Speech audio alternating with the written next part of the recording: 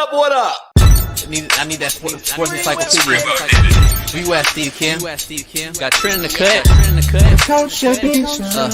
Yeah. Where you at, man? In the gym shooting, I'm Durant. You ain't shooting John Moran. Darnell is the Ball State legend. I'm the Warren Central High School legend. I'm proving with a reliable source, straight from the mouth of the horse.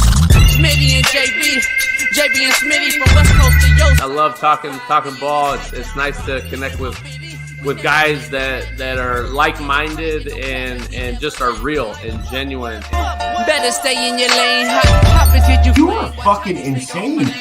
Dude, what? You just will not give this guy his flowers. What is wrong with you? Oh, you must have thought I was a bitch. I am him. Use not it. What's the topic? With your logic when I flow. Big Komodo, how it's talking. Got to get back to letting the baby cry a little bit to see if they can soothe themselves. That's a bar. Issues get pressed so fast it don't get sacked like bags and baggage. Smitty and Jason Brown killed it, yeah, it's a rap. We what the game's been missing, we switched it and filled the gap. I identified him after his third fight, and I said that guy should be a star. I'm so proud of the show, bro. The gas, Smitty and Jason Brown. Coach JB Show.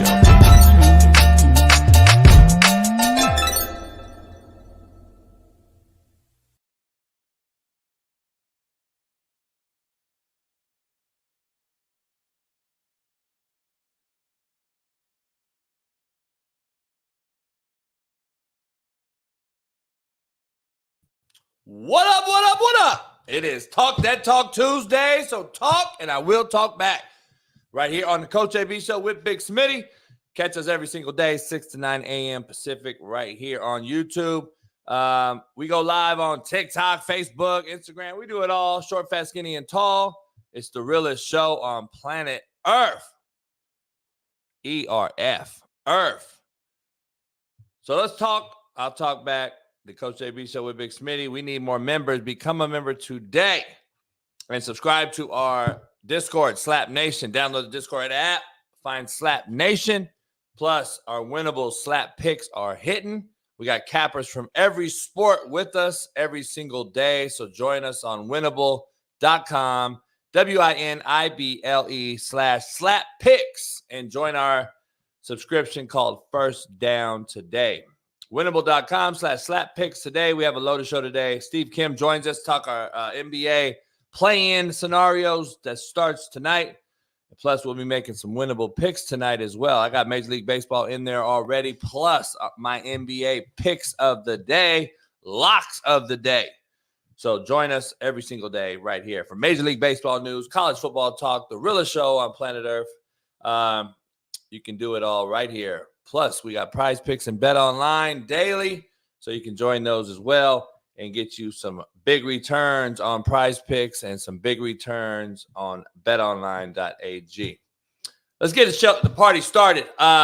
When was it okay in this country to accept terrorism? I'm trying to figure it out because that is what it is, people. Bridge blockages all around this country, stopping Americans from moving freely in our own country is actually terrorism. We're the land of the free, home of the brave, right?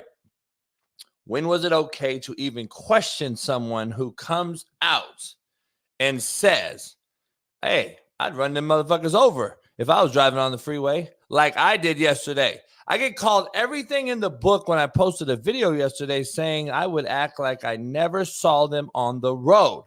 Why not? What if I had to take my dog to the vet? Daughter to the hospital? What the fuck are we doing, people? These aren't even Americans doing it. It's people protesting for their country in our country. Go there then, people. We're not mad, but go there. Get the fuck out of ours. You get our money.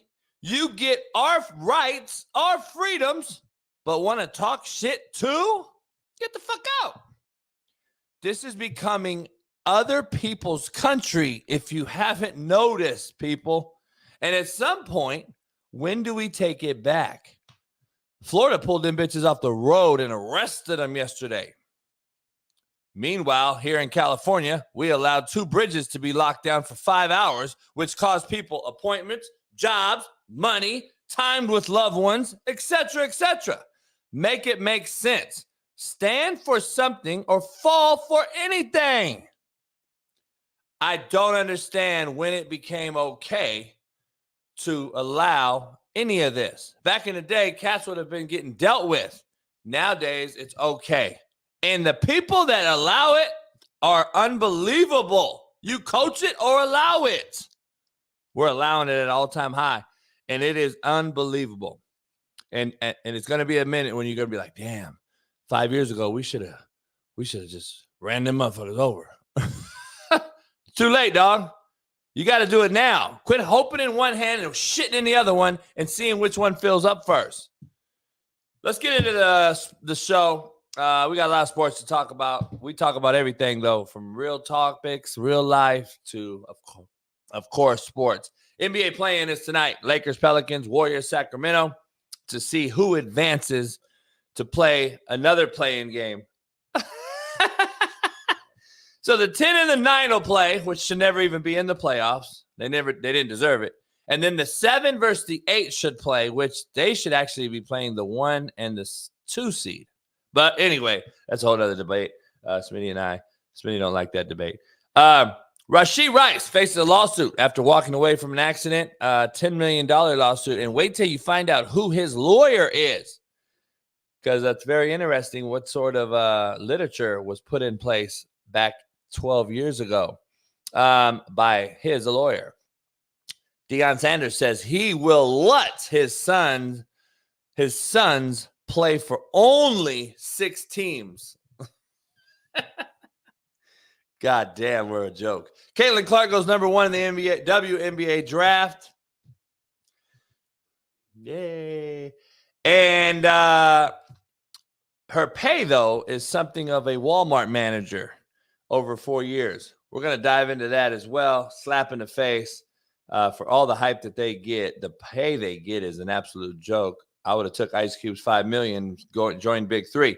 Daniel Jones looks like a top 10 quarterback. Fucking laser focused. I don't know what to talk about is. I don't know why there's something going on. What everyone people think something wrong with his eyes. I think he's laser fucking focused. Top 10 quarterback right there. Antonio Pierce addresses the Raiders for the first time with no notepad, no podium, right off the top, and like a real coach is supposed to do.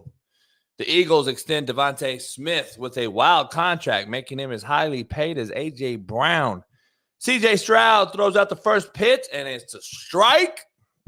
And my main man, Boban, intentionally misses a free throw to get fans free chicken. But before we begin, my wonderful self-esteemed co-host, Ball State legend, Naptown's finest, 317 Far East Side great, an AR-5 defendant, Lamar Jackson loving, LeBron hairline having, Fox Sports' very own, our main man, Big Smitty. Clap it up.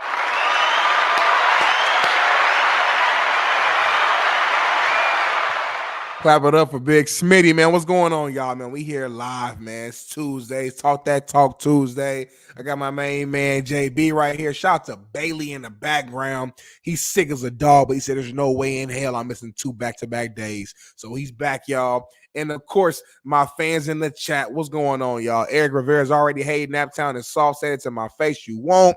Mark Rideout, Levi Jarrett, Casey Ron. What's going on, y'all, man? It's about to be a loaded show. What's going on, JB? How you feeling right now? Right now, I posted a thing last night. I said, I think I'm going to call Netflix, and I'm going to see if they want to make a documentary starring me as an undercover teacher as I walk around and just choke the shit out of bitch-ass cats. That means these kids who, I don't know if you saw the video, this kid slapped the shit out of his teacher yesterday twice. Like, what? Wow. And then walked up on it. I'll do it again. And the teacher was just sitting there and blow. Anyway. That's crazy. It's another concept right there. I go undercover as the teacher. I put glass on, beer, whatever. I'm going to be as a teacher. And then I'm going to just go around just straight checking fools in the classroom. I think that's the new Netflix hit. I think that is going to be it. Like, you could be like my TA. Okay. So you'd be on the side TA. And, BPF, black people shit. You be over there in the cut. And then I'm going to be the teacher. And then why the white person got to be the main cat?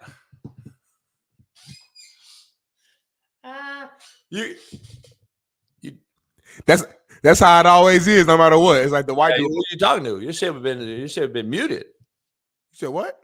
Your shit was muted, similar to my favorite rapper that's coming out. I don't know if you heard about my rapper coming out. He was muted too, I thought. Who? My homeboy. No.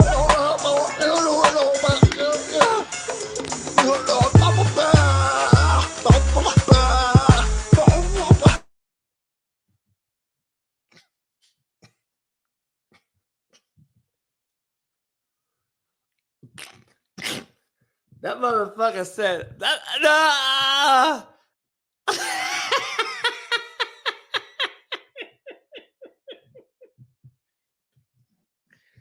I'm sorry. I repent.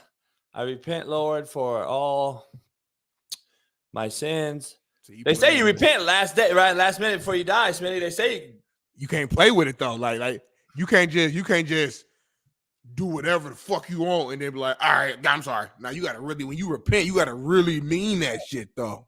I do mean it. You don't mean it for real. I'm looking at your eyes right now. I'm looking at show it again real quick. I'll peel it if it get hit with the music.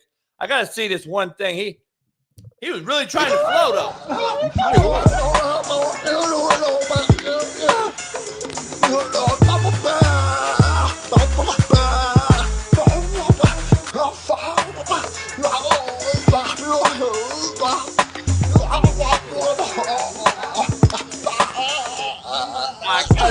I can't see it. That motherfucker. That motherfucker. Homie. Shit. I gotta take a commercial break. Was that? Hey, y'all, chat. Something is like literally wrong with JB. There is something actually mentally wrong with Coach JB. That was most deaf like a motherfucker. Hey, so look, I gotta. All right, JB, keep playing around. You gonna mess around, get somebody pregnant, and your son gonna come out. I'm just saying. Shit, nah, I'm not too.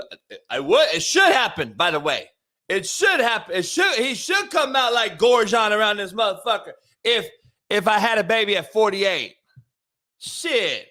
You should have a baby at 48. If you have a baby at 48, the motherfucker, he might come out. Like sperm don't. They keep going and until you die. It does, dog. Yeah, it does. No sperm today the same way it was when it was 25. Nah, not mine. What you mean? Not sure. What you do to it? I mean, I don't know. I didn't do nothing. But I'm just saying. I don't even want to try. All right. So I guess you got the Jimmy on extra tight every single time. No, I don't wear Jimmy. Take all the fun away. But I just want to. I just want to tell the broad to tell me how it tastes, not how I feel.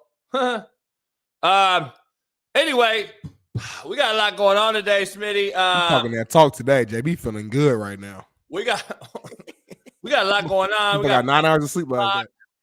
Bridges being blocked and shit. I'm telling you right now, Smitty, if you block my bridge, I'm just letting it be known right now. I'm gonna act like I'm texting like everyone else driving. I ain't gonna see nobody else getting pulled over anyway. I'm gonna act like I'm texting. Smitty for tomorrow's show is boop, boop, boop, boop. What the fuck is that? I just ran over like 16 motherfuckers. And then what's gonna happen next, JB, after you do that? 6 less Hamas's. What's gonna happen to you though? Huh? What's gonna happen to you? 6 Hamas. Nah, you gonna be locked up. They won't let you out. Okay. Good point.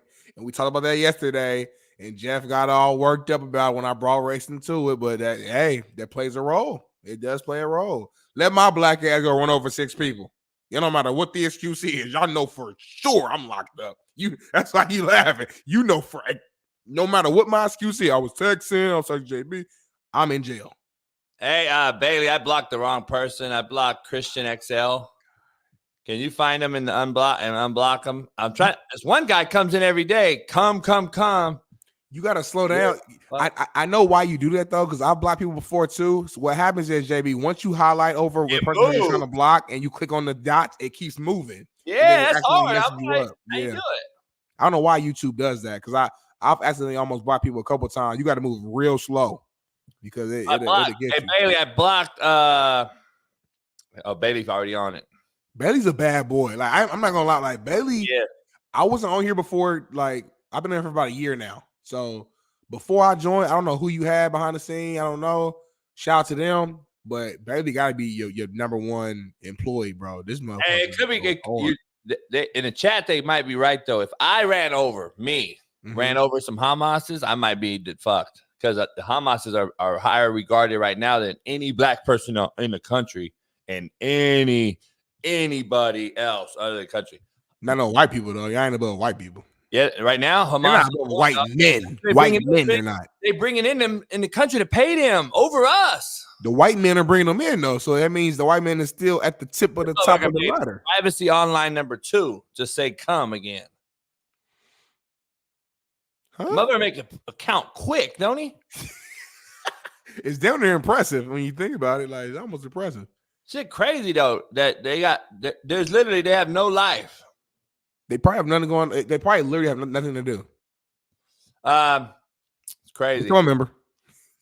Yeah, it's wild. But anyway, let's dive into quote of the day. Brought to you by BetOnline.ag.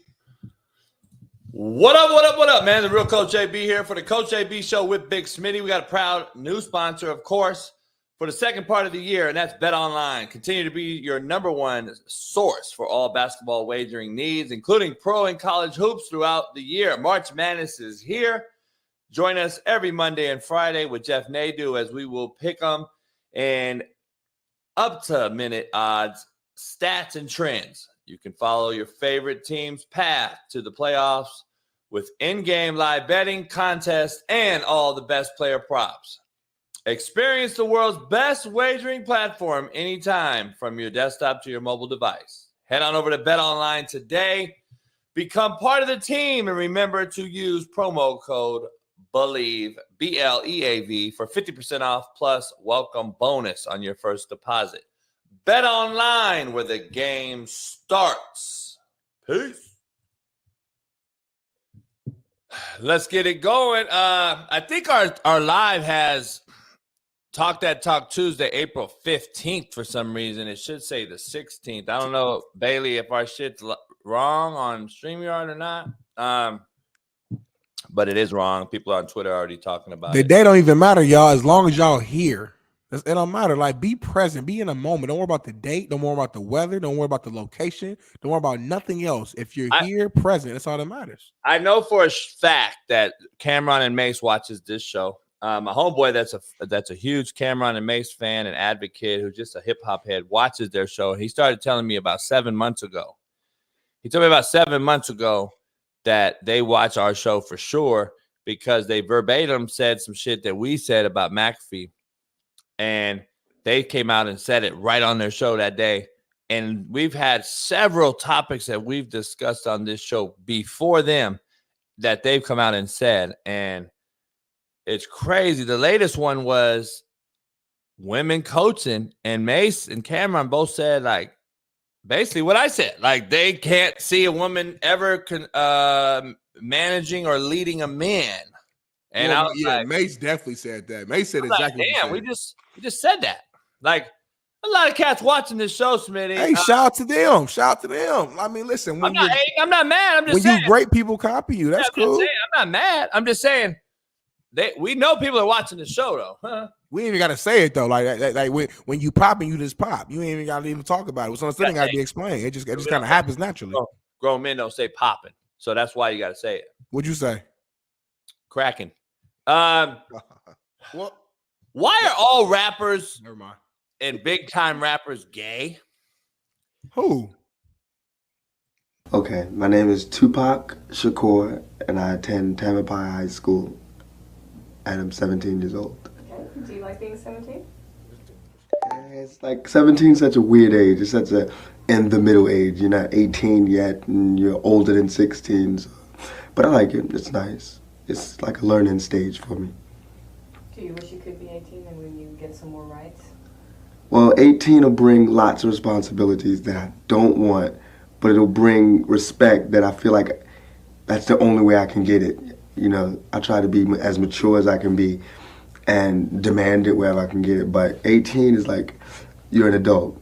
You like today when I had to sign the release form, I felt so bad because I couldn't sign it myself. I had to go and get my mother's and all that. But 18 it's just society's way of saying that you're ready. We're not about to start that rumor here on this show, not while I'm on here, man. At the end of the day, the man was 16. He was trying to talk in this quote-unquote white voice. It's something that the black community we do when we're talking to bill collectors, people who we deem have power. The guy we know was an actor. He went to the School of Arts and did all that. So, yeah, it came off a little feminine. We can agree to that. But I'm not going to look at that interview and be like, yep, that's what it is. Like, I'm not. That interview's been out for years. We've seen that for years. We're not going to start that rumor out here.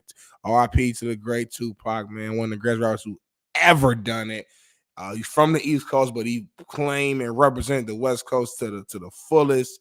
Put y'all on the map if we're keeping it a bean, keeping it real, keeping it funky. So you as a West Coastian should honestly show love and respect, man. At the end of the day, you know, we don't know. We don't know. We're not gonna spread the rumors, man.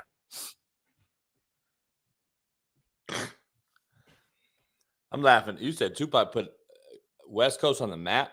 From a music standpoint, yes. Again, he wasn't the first person. West Coast on the map over NWA. Oh, I knew he was about to say that. I knew he was about to say that. I knew he was about to say that, y'all. I knew he was about to say that, y'all. I knew he was about to say that, y'all. No, Dr. J, DJ Quick, MC8, and the CMW, and Easy NWA been here way before Tupac was even. Of course, NWA was a digital underground African Bambaataa dancer. You know that in New York with Digital Underground and Humpty Hump. Go watch the movie Juice. Tupac has 0 tattoos. Come on, we already know Tupac was an actor. We know everything you're saying. And when he became like, you know, Alphabet Warrior and Diddy got a hold of him, homie, it was over. So you telling me, listen, we know NWA, like, don't take what I'm saying so like Tupac's the only one. Of course, NWA, of course, we know all that. All I'm saying is let's not act crazy. Tupac was one of the biggest rappers at that time, and he was claiming the fucking West Coast heavy as hell. You cannot say that Tupac at that time was not from a branding standpoint, not from people in the hood, people who watch TV and don't know Tupac personally. He was promoting the West Coast very heavily. You know what? You have a very innate way of skipping over the factors and the determinant to just talk about what happened. You know that? You're good at that. I appreciate that. Why did Tupac come to the West Coast and become a West Coast legend? Why? Because of Dr. Dre and Suge Knight, homie. West Coast people that were already legends. You don't just come here and take over if you're not brought here and taught the road. This guy was an East Coast cat claiming then Oakland after he made the movie Juice and Janet Jackson in fucking goddamn Poetic Justice. What are you talking about? So answer my question. Answer my question. Cat in jail that I told the whole story with you about. Like, this cat was not even the rapper. This cat was like he rapped someone else's shit. Listen, we all love Tupac. We know Big. I'm telling you, they're all weirdos, dog. They're actors. They're all actors. Just remember, all actors. All these dudes. Entertainers, actors. This dude went to Juliet school of what is it? What's it called? Juliet, some shit like that.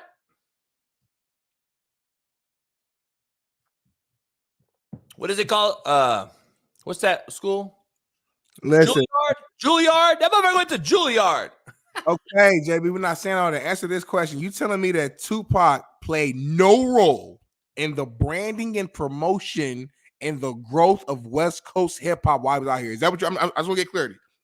No, again, you're skipping over the fact. Who brought him here, Smitty? Who put him on? Dre should. Okay, I'm not saying you're talking. Listen, I'm not saying Tupac was the first rapper to represent the West Coast. He made the West Coast. I didn't say he made. I didn't say he made the West Coast. I'm saying this guy played a huge role in the '90s of the growth of the West Coast sound, West Coast music. It was Death Row. It was the movement at that time. It wasn't just him, by the way. It was all of. Look who was all on Death Row at that time. Quick, Dre, Snoop. All of them at the time went to Death Row, and it became a huge conglomerate.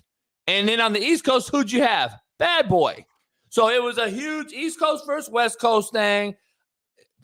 Every single concert was East Coast versus West Coast. It was a huge thing. They drew a shitload. It was the most popular the rap game had been ever since Run DMC started way back, and all those things. It was the most popular it's ever been. And at that moment, yeah, Pac was in the West Coast with Death Row. He didn't come make it though. We already had Ice-T and I didn't say he made it, JB, but I got you. I got you. I didn't say he made it, but I know you didn't say he made it, but you came out and said he put us on the map. He played a big role. He played a big role. We were not known about. He played a big role. At the time, the East Coast was dominating hip hop. Hip hop was started on the East Coast. The West Coast that came along, NWA, and you guys had a lot of growth. But still, to that point, it wasn't. East Coast was still dominated. The West Coast rappers would tell you that. All I'm saying is Tupac played a big role in shifting a little bit of the power, so to speak, or whatever you want to call it, the brand notoriety of West Coast hip hop. I didn't say he was the first one. He was the only one. I didn't say he didn't have no help. I didn't say none of that. But we would be tripping to say Tupac didn't play a major role in the promotion and the growth of West Coast hip hop. Whether he had Dre helping them, Suge helping, everybody got help. Like that's whatever. I'm not saying he did it by himself, but Tupac did play a big role. Not the only person who played a role. Ice Cube played a role, of course, in the WNBA. We know that, but he played a big role. You should have started off saying he played a big role, not put us on the map. Well, I didn't even get a chance to. As soon as I said that, you just went in and just got emotional. You sound like the rapper when I started. You gave me a trigger word. We showed the whole commercial for quote of the day, all that. We ain't even say the quote of the day because Smitty just went on and started talking shit.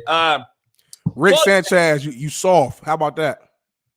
When you play hard. When you work, don't play. That's just what it is. When you play hard. I work hard, play hard, Smitty. That's my motto. But when you play hard. When you work, don't play at all.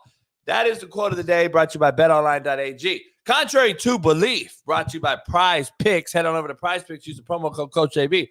I don't dream about success. I work for it. Contrary to belief. I do both. Stop dreaming about the shit. Dreams don't come true, by the way. No, they don't. Hard work makes them come true. Okay, so they do come true, but you gotta work hard. No, people act like, I'm gonna become rich today. And then they wake up. They don't make their bed to start the day. They don't even have motivation to do that. But they just hope yeah, exactly. I know. Guarantee if you camera panned over to your bed, that motherfucker ain't made.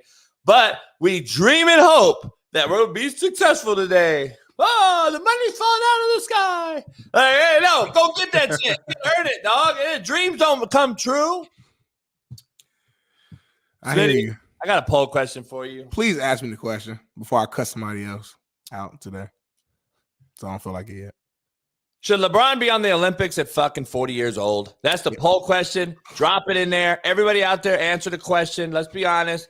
Should LeBron be on the Olympics at 40 years old? The Olympic team was announced. I'm not a fan of it. And I'm surprised Smitty is, because Smitty's usually the youth advocate on this show. He wants the younger guys, the up-and-coming guys. Now we're taking those guys' spots. If it was I'm just giving Smitty a heads up on this, what Smitty usually says on the show. So I'm trying to find out. I'm against it. We don't need to see LeBron at 40 in the Olympics, dog. We don't need to see it. We don't need to see AD in the Olympics either. AD, even though he's younger, he's already. Come on, man. This dude is a hangnail away from not even playing in the game, and then we've wasted guys' spots. There's better, more deserving younger guys. If we're gonna just do a wheelchair league, let's do that. But this seems like it's a little over the top. Steph Curry at the end of his career. I'm just trying to figure out why we're putting these older cats in this Olympics. Like, it started off with college kids, Smitty. We couldn't quite get over the hump and beat the Euros or beat certain teams. Then we went to pros, and obviously it wasn't even close. The closest game in that Olympics was like 35 points with Bird and that Magic. Then we kept it NBA players, and I don't know how we lost a couple years ago in the what do you call it games. It's just becoming like, to me, it's distasteful. It's distasteful basketball at this point when I'm watching the Olympics. But go ahead, Smitty. I have no problem with it. One, LeBron is still playing well. He's not at his peak, but he's playing well. Number one. Number two, in the Olympics, he's not going to have to play 35 minutes because everybody's there are stars. So he can go out there and play. Go out there and play, 20 minutes, 15, 20 minutes or whatever the case may be. The All-Star game? At his peak? No, but that's what it is. Game? When you have nothing but superstars, one player typically doesn't have to play 35, 40 minutes because you have so much help.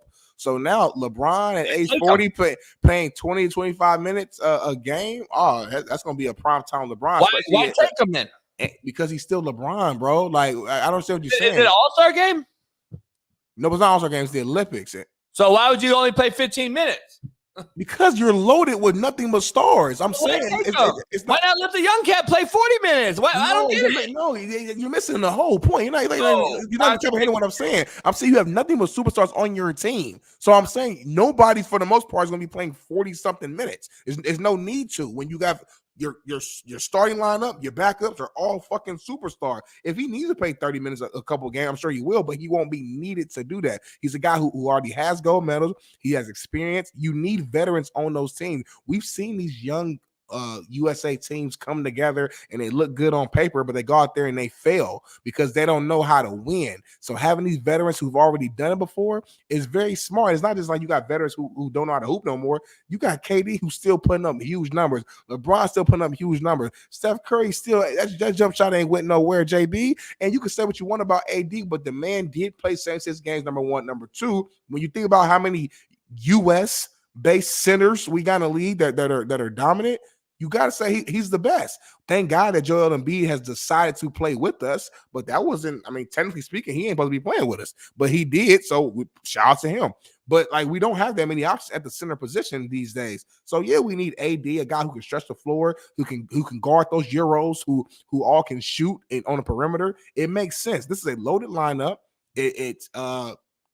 I have zero problem with it. I don't see the issue. It has nothing to do with being old and all that. Listen, if LeBron wasn't hooping no more, then I would be the guy who step up and be all right, LeBron, he's just there because of his name. No, the guy's still playing well, not his prime, but he's playing well. And then last thing, if I memory serves me right, didn't the Dream Team have an old Larry Bird who back was fucked up and could barely sustain games, and who had to lay down on the court on the ground during the whole game? We didn't complain about Larry the Legend being there, and I never would. Shout out to Larry the Legend. He's from Indiana. He's from my hood. So why are we gonna do the same with LeBron? LeBron gets this type of criticism because people don't like him. That's what it is. You don't understand the difference between a trendsetter and a follower. There's a clear, huge gap in there. I don't get it. So you're gonna talk about an older guy. Just remember when it happened, okay? It's like going to war, and Schwarzkopf, who led us into Desert Swarm at 65 years old, we're going to say, you know what? We need you right now because we need to go win this thing. So you're going to start this deal off. You're going to be the trendsetter because this is basically the first big thing we've done since Vietnam. But we'll go with a 20-year-old who's wet behind the ears. Dog, Larry Bird and them were the first professional players to enter the Olympics. It's a whole different time frame and different reasoning behind it. Yes, he was older, but the other guys were who? Jordan, Magic. Come on, man. Magic was old. Magic was old too. Magic was old too. A trendsetter with a team with a guy that's already been here and done this 4 times. This will be LeBron's 4th Olympics? Come on, man. It's already set in stone, dog. It's done already. We get it. We're not starting over. This is not a new thing. This is over. It's done. We've seen it. It's not like the first time ever. Larry Bird's getting older. Yeah, sure. So what? It was the first professional players in the Olympics. Different. What is one is not different. Based upon your argument, put the best players out there and put the young guys out there. Larry Bird was not one of the best players at that time due to his back injury. Unfortunately, that's just what it is. It's not because he was still balling, dog. He wasn't that bad. This motherfucker did not play heavily like that because his back was fucked up. JB, stop playing with me. Stop playing with me. And you didn't get that fucked up till Dominique Wilkins became a Celtic. I was a Celtic, Larry Bird fucking fanatic. I know everything about it. What do you mean? So what? Nothing wrong. So what? Nothing wrong. So until Dominique Wilkins became a Celtic, dog. So when I watched the documentary, I guess they just lying. And I guess Larry was perfectly healthy. He was young. He's moving around. Okay, then. So don't act like I'm out here saying some nonsense. Then is what I'm saying. How many more years did he play? He was old. He was not prime Larry Bird, but we approved of it. I don't care if it was the first of its kind or the last of its kind. Based upon your argument, you want real hoopers out there who are young and spry and still move around. Keep that same energy throughout every situation. I don't care if it's the first or the last. Different. LeBron James still averaging 27, 7, and 7 in the best league. LeBron's averaging 27, 7, and 7 in the best league. So you tell me he playing overseas against these guys and he ain't gonna put in work? Stop it. This matters, man. Come on, man. We've already seen LeBron. He's 40. And he's averaging 27, 7, and 7 in the best league in the world. So you put him against other leagues that ain't touching in USA, and he's gonna play less minutes, and you tell him he ain't gonna hoop? Come on, bro. We get that we're not the biggest fans of LeBron, but let's be real though. Let's not be. How old's LeBron? I don't know. Is he gonna be 40 by the time Olympics? I think he might be 40 now. I don't know. No, he's 38. 39. He's 39. But Bird was 34, I want to say, entering that Olympics. Big difference, dog. Big fucking difference. No, it's not because I don't care if he was hurt or not. He wasn't 40. It don't matter. LeBron is an anomaly. Shout out to Larry Bird. Larry Bird's not LeBron. I'm sorry to say that. So, like, LeBron at 40 is like Larry Bird at 33 or 34 or whatever he was. That's just what it is. Like, that's just what, like, that's a fact. Wrong. That's what it is. That's what it is. That's what it is. No, not what that's what it is. Not what it is. LeBron at 40 is better than Larry Bird when he was on Team USA. Not. Yes, Stop. he is. Stop. No, he's not. Stop, bro. Stop. People are saying he was 35. Okay, so I think he just turned 35. So what? He's 5 years younger. 35. Okay, you said timing matters. 35 in that time, in that era, was old. It's actually old now. But it's just these players now are just different. They take care of their bodies better. They eat better. They're not smoking cigarettes during the half and drinking beer and smoking cigars at halftime. This generation, my generation, we take care of our bodies. We take this shit seriously. So our health is a lot better. Well, steroids. Your guy was fucked up, smoking all type of sniffing cocaine and steroids, doing coke, all type of. Not saying Larry was doing at least it was. We didn't do steroids. That's what y'all do. You did coke though. At least my guys are doing stuff to try to make them better players. LeBron's getting bigger, faster, stronger, healthier at 40. And motherfuckers is like, that's $1 million a year in his body. Chat. Do y'all see how JB's reaching right now? That means he's losing the argument. Now he's bringing up all type of stuff. He's bringing up steroids. He's bringing up all type of just anything he could attach to try to attack LeBron right now. That means he's lost the argument and he's fending for his life. So I'm going to take a step back because JB's my guy. He's my brother. And I don't want to take his life from him. Where is it, baby? So we can move on. Where is it, baby? I don't see it. Get rid of all the Europeans.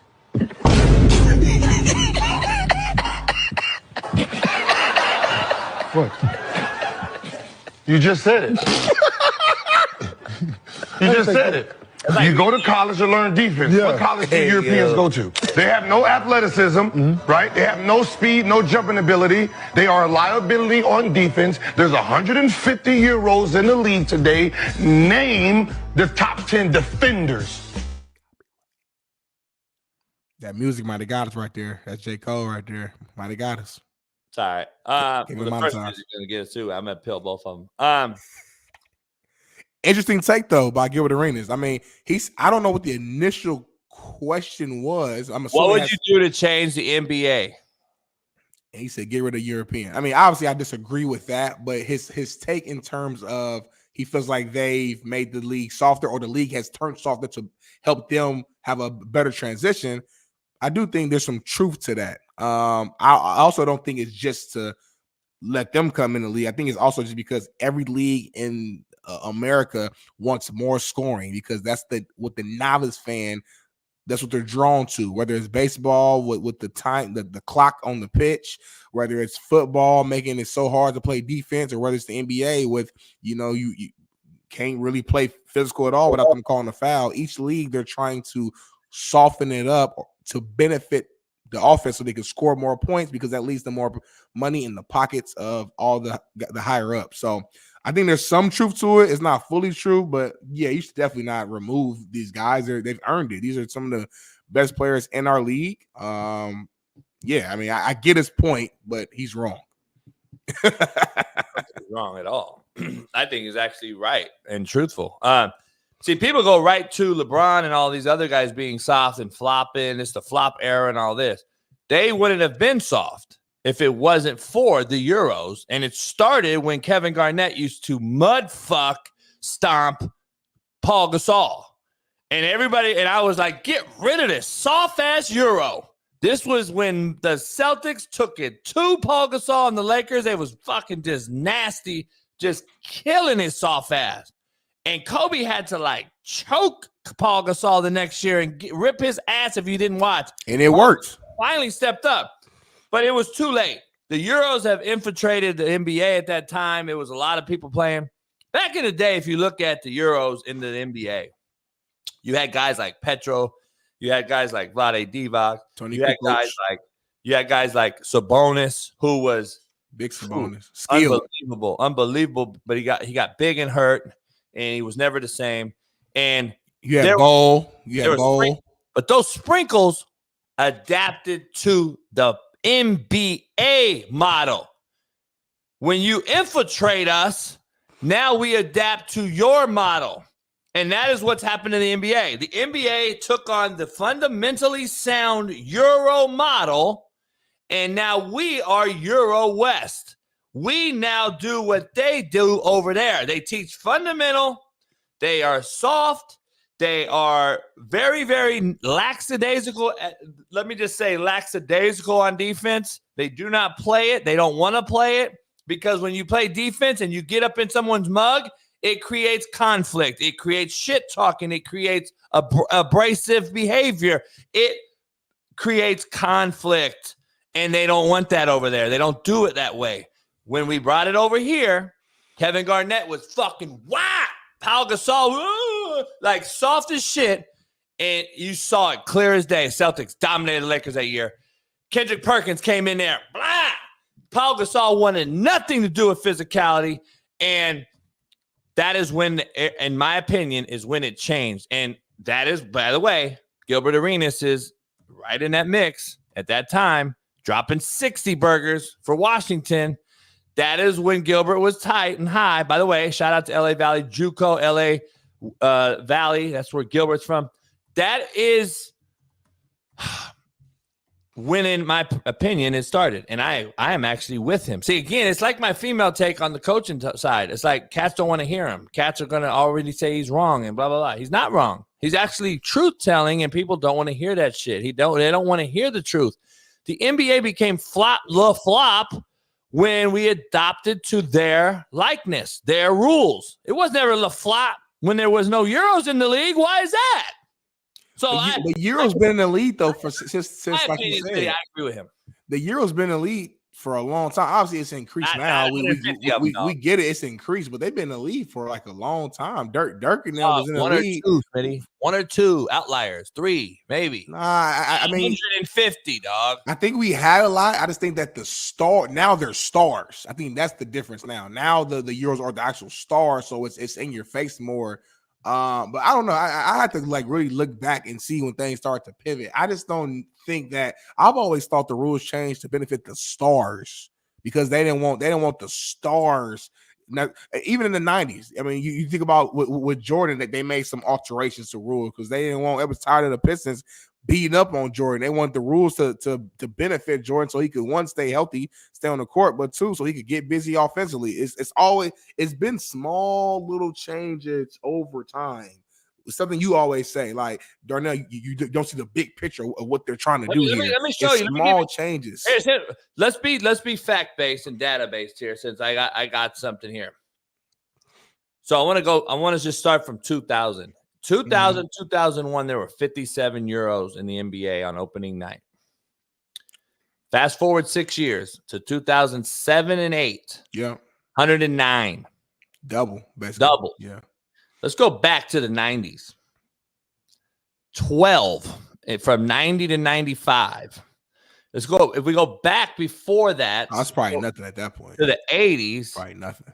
So there was, because Sabonis and them were in the 80s, I believe. Mark, you had a couple cats back then. Tony Kukoc was in the 90s still. Yeah.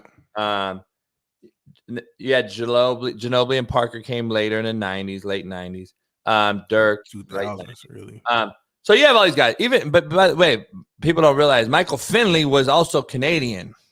Yeah, so technically, yeah. Okay, so anyway, but if you go from the 80s to the 90s, it says 6 to 10 fluctuating.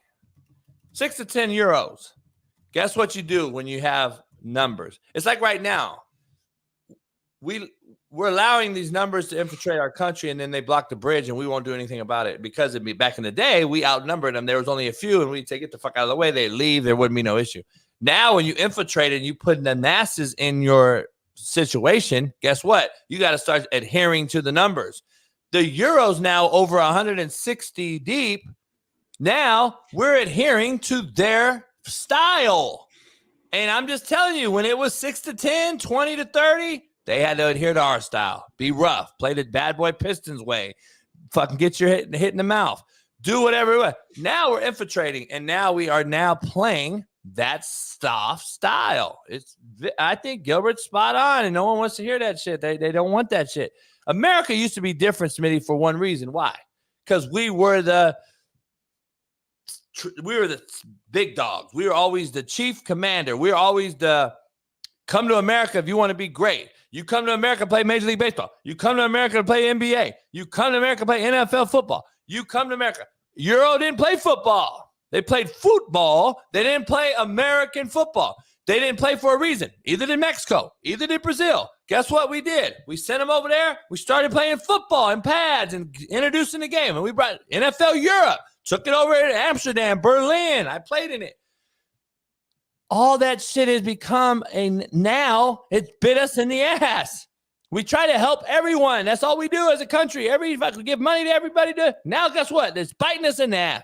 It's created soft sports. It's created fucking soft country. It's created all kind of shit that's going on.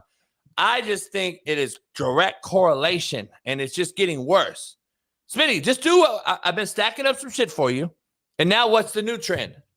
I mean, let's just keep it real. Females coaching. Men.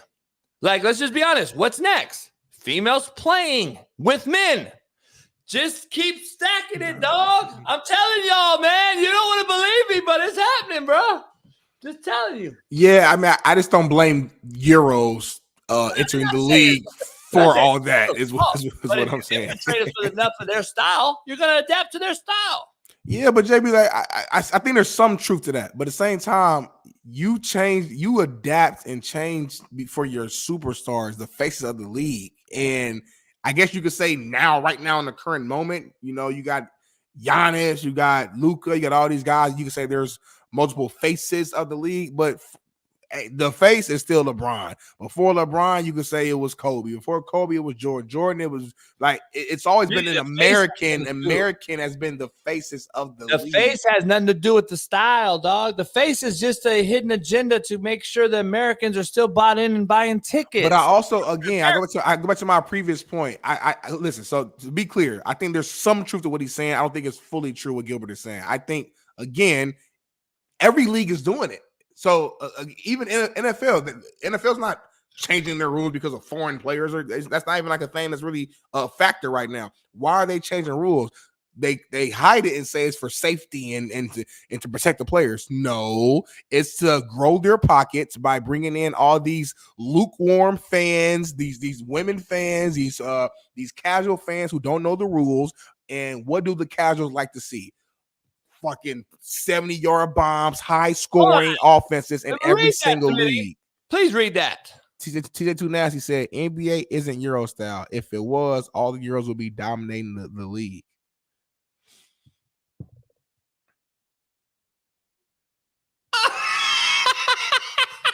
But hold on real quick. Before you respond, I know what you're thinking. To his point, it's fact. No, but to his point, real quick. Let me be devil's advocate here. You just went through the numbers and the changes. How it was from 57 to 106 in 07. Right now, it's probably 200 and something. I don't know what the current 160. I told you. Oh, it's 160 now. Okay, so it's 160 now.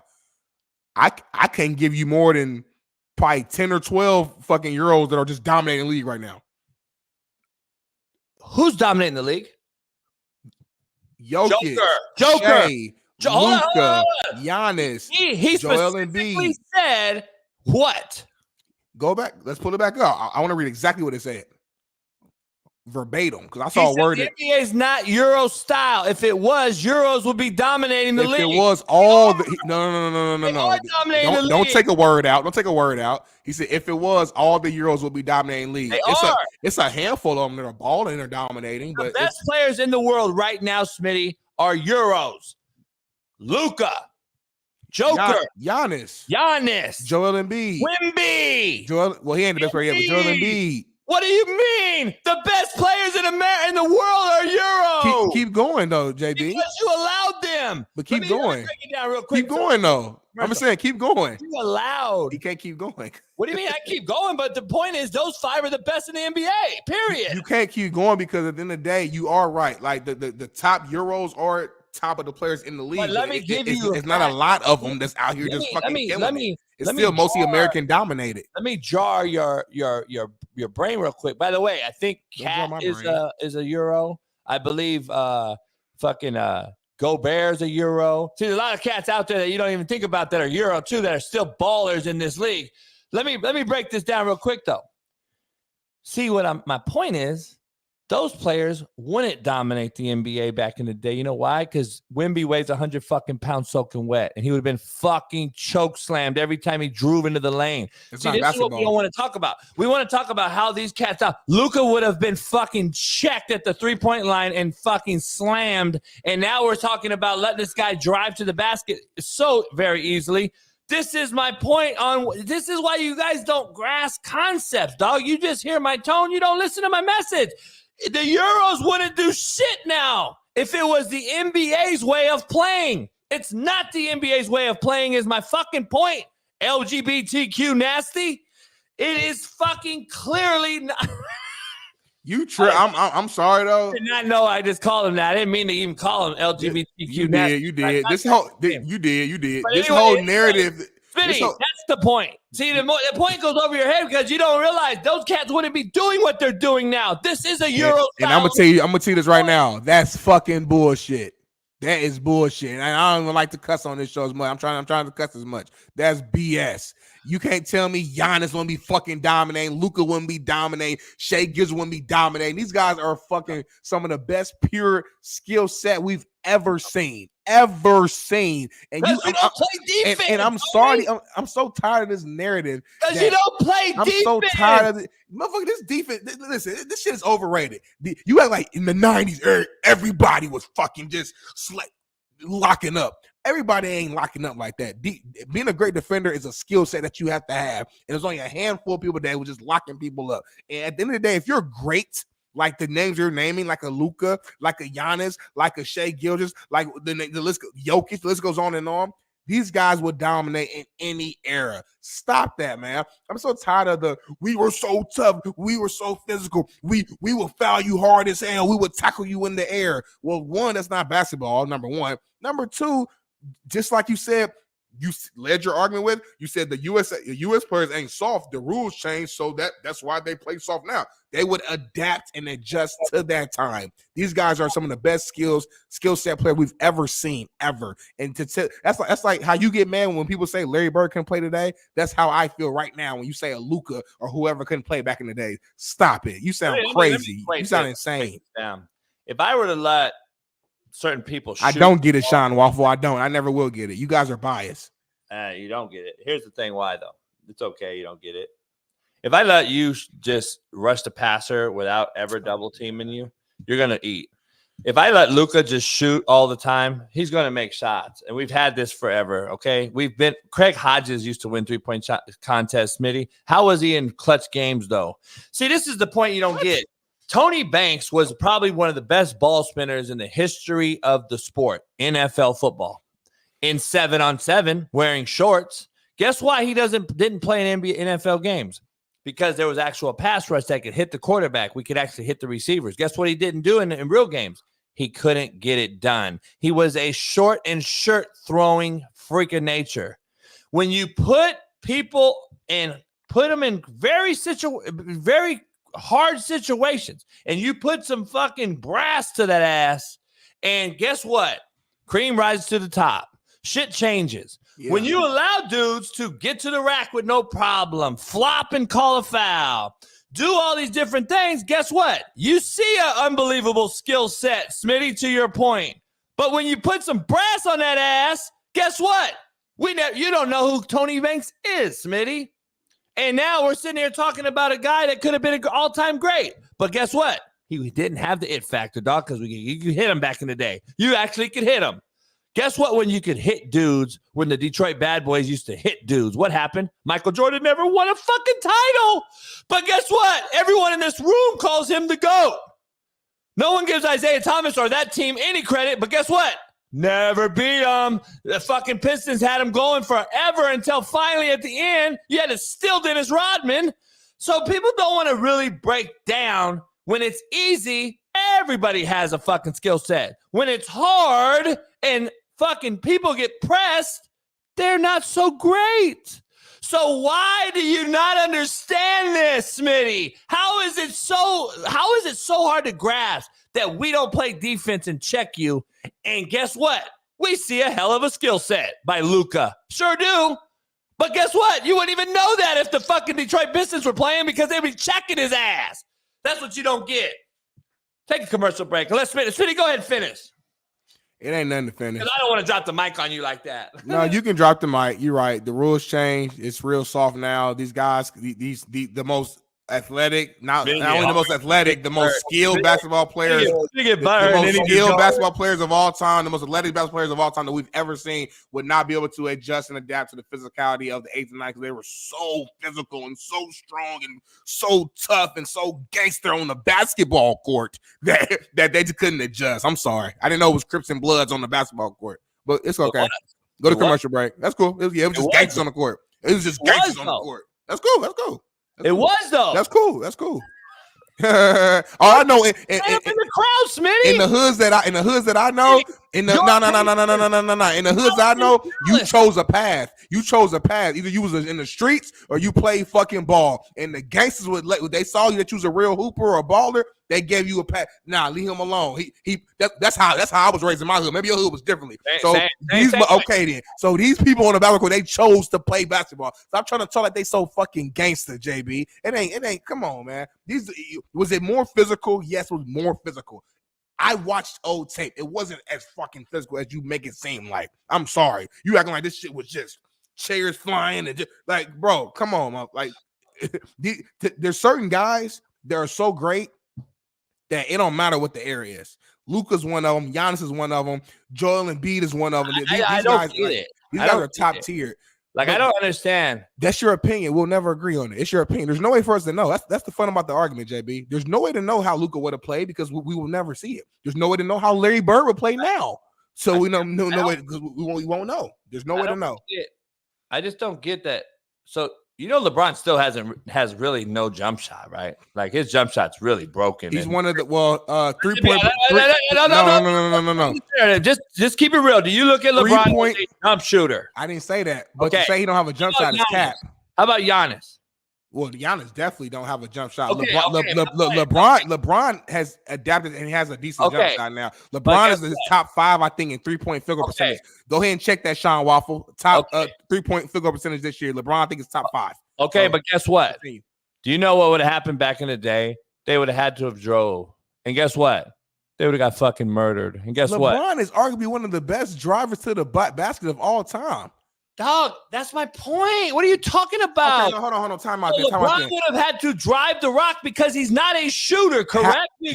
That's what he did majority of his career, JB, until the last fucking 10 years. When has LeBron ever been a great shooter? That's what I'm telling you. Time out. Listen, I'm saying majority. I'm saying no. I don't think you're getting my point. I don't think you're getting my point either. I'm saying LeBron has always drove to the bucket. Hear me first, and then you give me your point because I think my point got messed up. If LeBron's not a shooter and had to drive in that era, he would have got fucking slammed, choked, through to the lane, to the free throw line. He's a horrible free throw shooter, especially in big games. So when it came to playoff time in the NBA back then, it was what I'm talking about. You were getting bloodied going to the rack. You had to have a very, very dynamic system as far as skill set. It means you had to get to the rack, you had to be able to shoot free throws, and you had to have some sort of mid-range. He does not. Either does Giannis. Either does a lot of these guys that we call great. Guess why? Because they can get to the rack with no eval. There's no physicality anymore, so we think they're great skill set. No, they're not. They can get to the rack because we don't stop them. And now we think they're so good. LeBron would have struggled back in the day. We would have put him at the line and made him shoot. He's not a shooter. Kobe was. Jordan was. All the greats were. But these guys we call the GOAT is because of recency bias once again. And you're saying that the Euro League hasn't infiltrated the NBA? It's a shooting league, Smitty. Steph Curry shoots bombs for why? A reason. He's allowed to. Come on, man. Is he? I'm not saying he's not a great shooter. Of course, we know that. You can't. Yeah, of course. What I'm saying is, he's the best shooter. What I'm saying is, though, it's become a shooter's league, right? It's a 3-point shooting game now. We already know because of Steph. Yeah. We're not pounding the ball in the paint now. Let's keep it real. Yeah. Joker dribbles the ball up the court, Smitty. Let's be real. Well, because he does everything. But yes. But anyway, let me go to it. All right. So number one, you said all the greats could shoot very well back in the days. To my memory, maybe I'm wrong. I'm saying I don't recall Magic Johnson, who's arguably a top 5 player of all time, with an amazing jump shot. That's number one. But that's besides the point. That's besides the point. Let's move on. Number two, my question for you is, I just need a quick response so I can keep going. When did the league get soft? Because LeBron got drafted in 2003. He's been playing for a long-ass time. So are you saying the league got soft in 90, 96? Was it 2000? Was it 2010? When are you? Because your earlier example, when you were talking about the Euros, is what led to the league getting soft. You used the 2008 example when the Boston Celtics was dominating our Lakers, when KG was bullying Pau Gasol, and you said after that point, that's when it started getting soft. So did it get soft in 08, 09, 10, or did it get soft before that? Because LeBron been playing for 20 years. So that means if it did get soft in 2010, that means he had 7 or 8 years where it was still physical and it was still tough and he was still dominating the league during that time. So I'm just trying to understand, at what point did it get physical or did it lose that physicality? So I can understand, because I think that will allow me to understand where you're coming from. Well, I don't know when he dominated. He still only has 4 rings. I don't know when he dominated the league. Oh, he was balling in JB. You're not going to win championships every single year. LeBron walked into Kobe's Jordan didn't win his first ring till year 7. Yeah, Kobe walked when Shaq left the league. Let's just be real. When Shaq left the Lakers struggled, but Kobe was still balling, best player in the league. So let's keep it funky. Kobe won 2 more titles after Shaq. What are you talking about? Lord Jesus, when Shaq first left,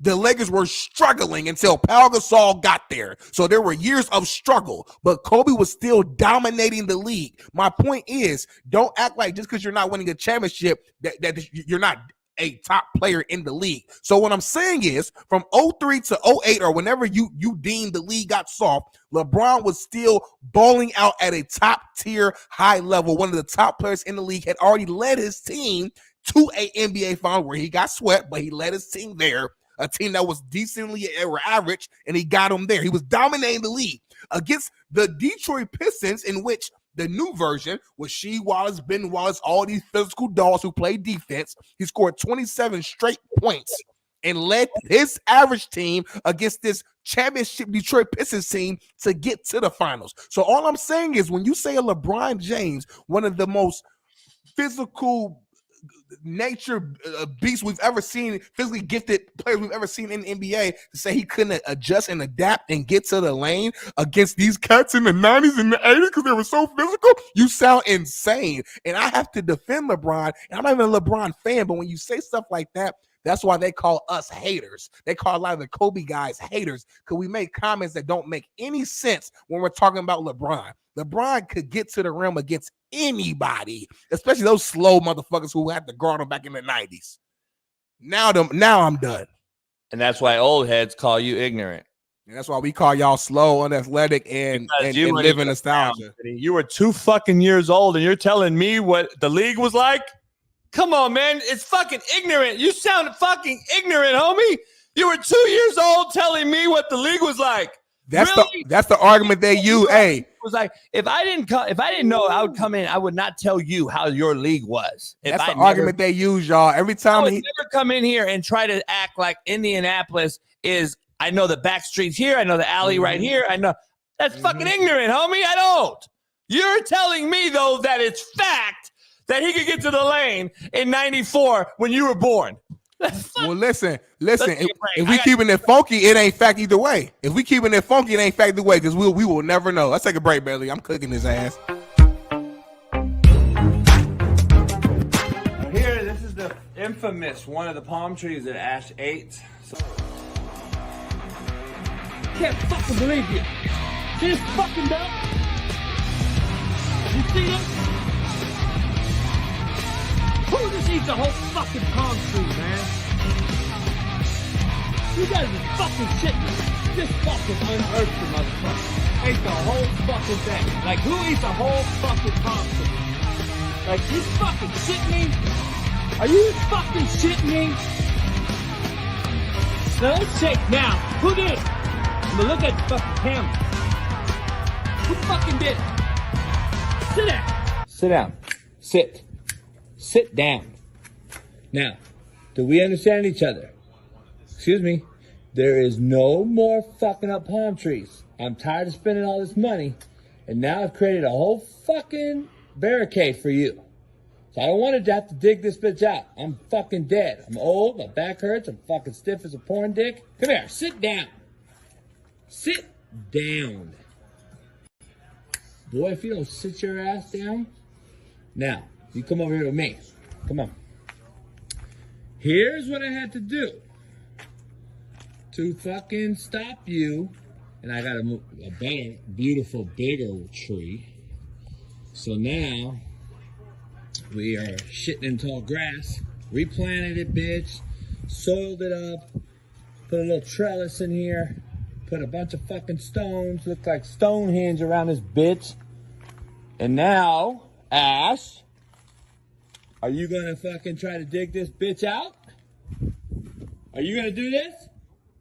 Are you gonna do this again? So I had to.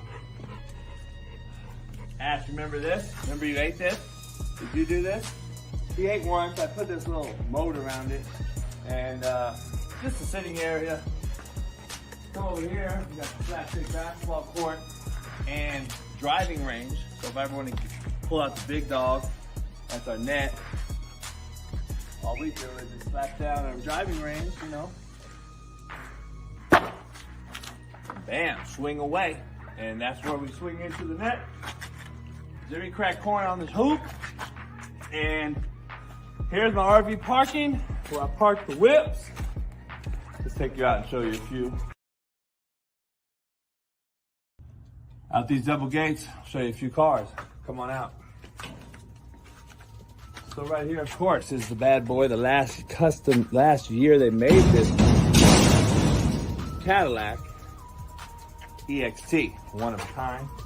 Can't find these anywhere. And then you come out here, you got the 650i, BMW, rag top, 500 to the rear, white interior. You know, you can't beat it. This is my baby though, my truck. Full sound, custom sound system in both. Top notch, only as I do. And obviously, this is my crib. Oops.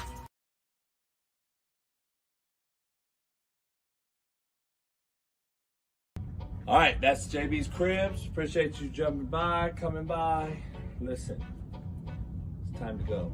Now take your asses and get the hell out of here. I'm about to go cook some slapstick tri-tip. It's been a pleasure. Now go home. Peace.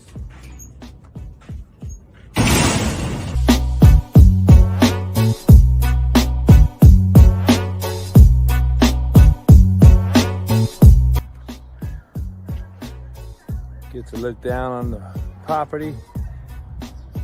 That'll do it. Real Coach JB's Cribs. Peace.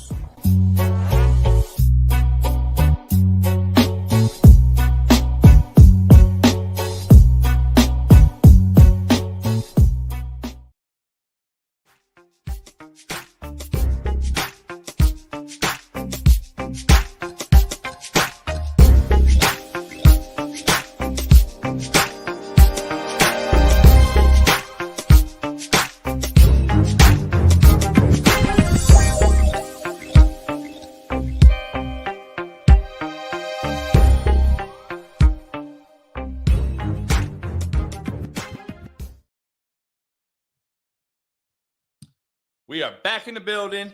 I'm going to do a poll question. I'm going to be undercover teacher on Netflix. I'm going to hit them up today. I'm going to do an undercover teacher documentary where I just choke a motherfucker out if he tries to beat up the teacher or slap the teacher. Imagine that show. It would go viral. It'd be big. I don't know. It's not sustainable, though, because you can only choke so many students for people like, okay, like it was funny at first, but now it's like. You get through a season, though. Yeah, but you have to see it, Smitty. It ain't gonna come out till like after the, so nobody's gonna know what's happening. You gotta change the game though. You gotta change up. You gotta change it around. Like you can't just choke everybody. You gotta be like, okay, at one point I'm gonna mentor you. I'm gonna try to sit you down. If you don't, then I gotta grab you, or security comes and grabs you out. Like, or then I beat the daddy's ass one day. Just beat his ass because his daddy obviously either was lacking, didn't show up, allowed the kid to do whatever. I get a ghetto hood rat to come beat the mama ass. Like the mama come up to school talking shit to the teachers as if the teacher's fault when your kid put hands on the teacher. And guess what? Laquanda, bitch from the hood come out and just tap that ass, beat the mom ass. Like that's what the show. It'll be well-rounded show. What happens if the daddy like beat your ass though? Are you gonna cut that out? Show though, huh? That's a hell of a show though. Yeah, it is. It ain't gonna happen though, but that's a hell of a show. You can't win every fight, JB. I mean, I'm undefeated. You only been in 3.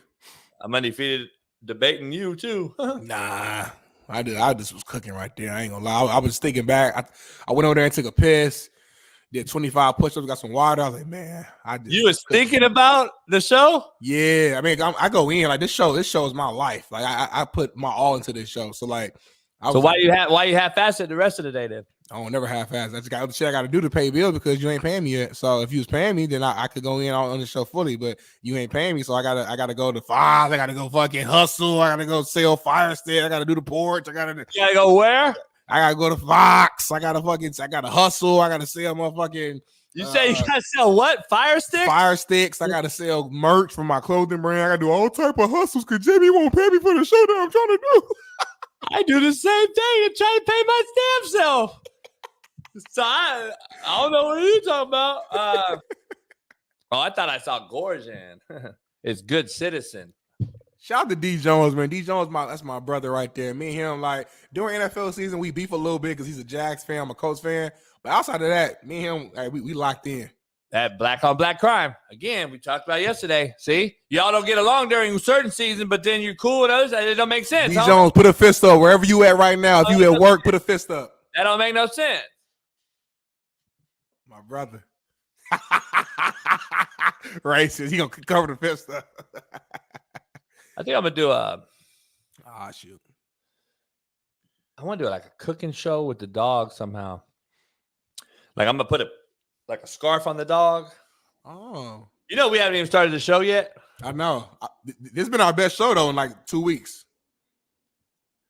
Everybody been hitting me up like the show been crazy last couple of weeks since you started back. I don't really know. I don't go back and watch it. We don't write it. We don't script it. I don't never go back. Here's your generation. that has infiltrated my generation. This is why the Euros have infiltrated the league and why it's made it so soft. I want you to take a listen to this interview, but I want you to watch because my point on this is telling me totally different than the topic of discussion.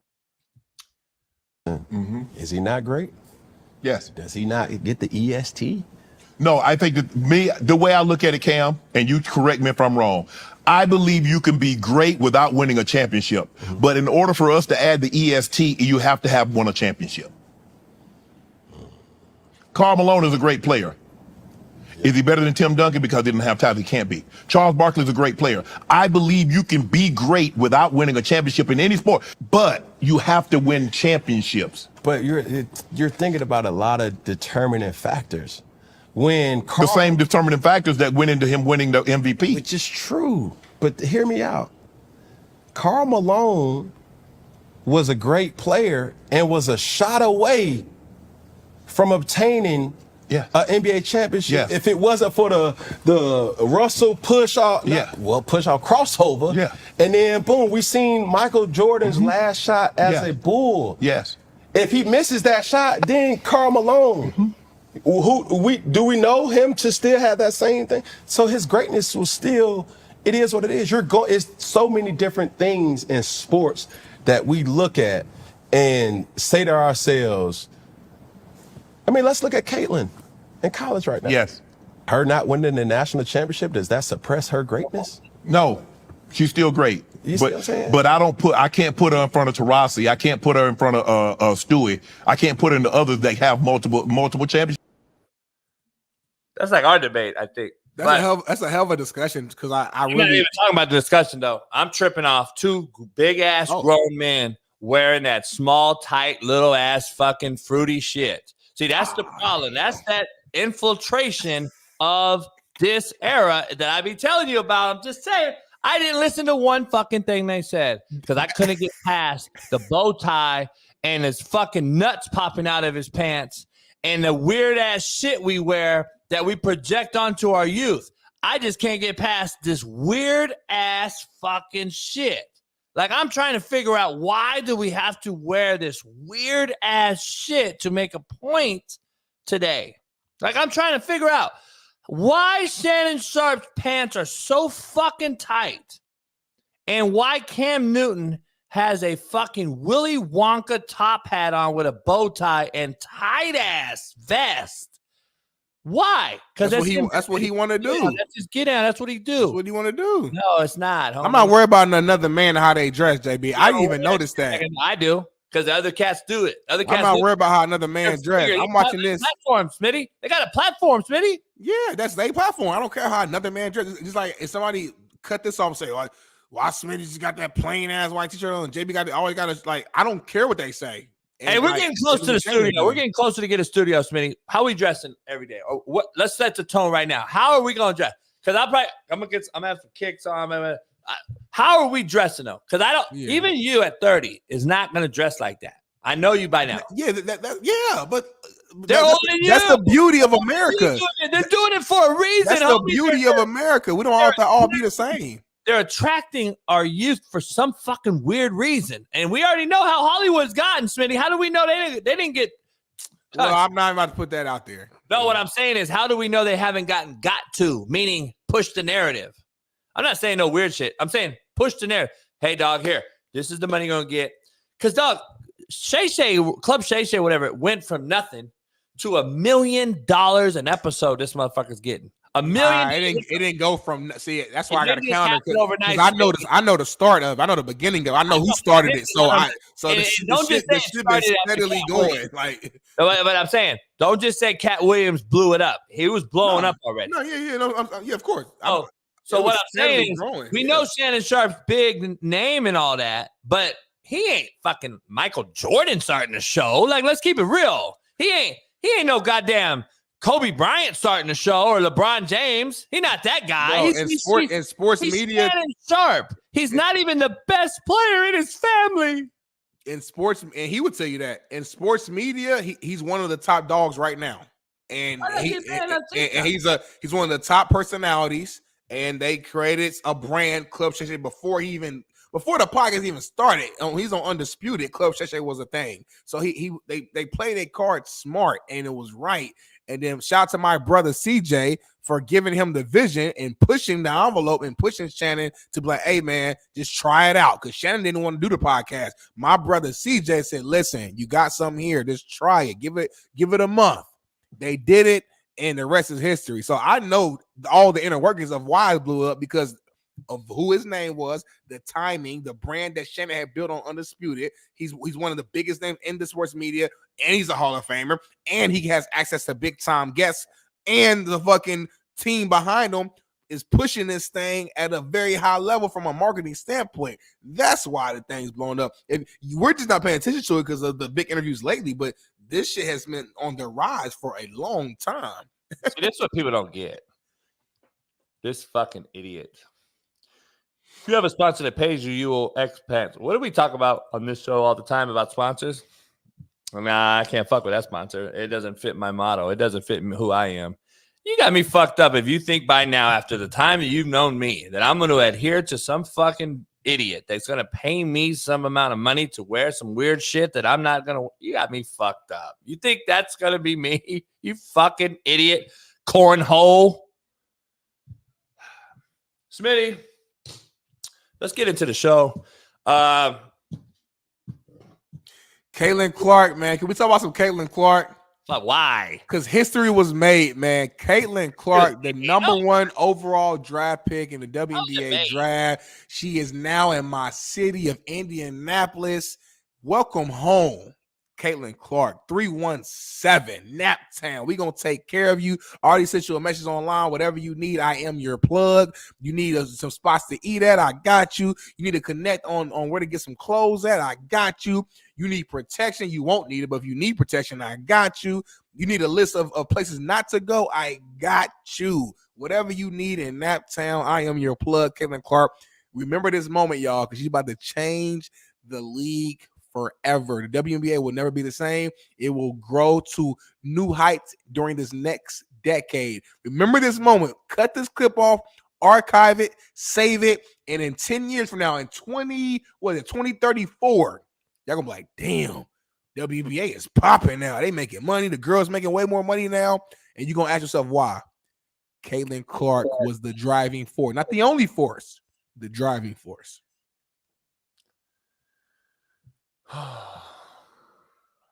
4 years, 300,000. I hope Indianapolis has a Bank of America. Well, she won't need it.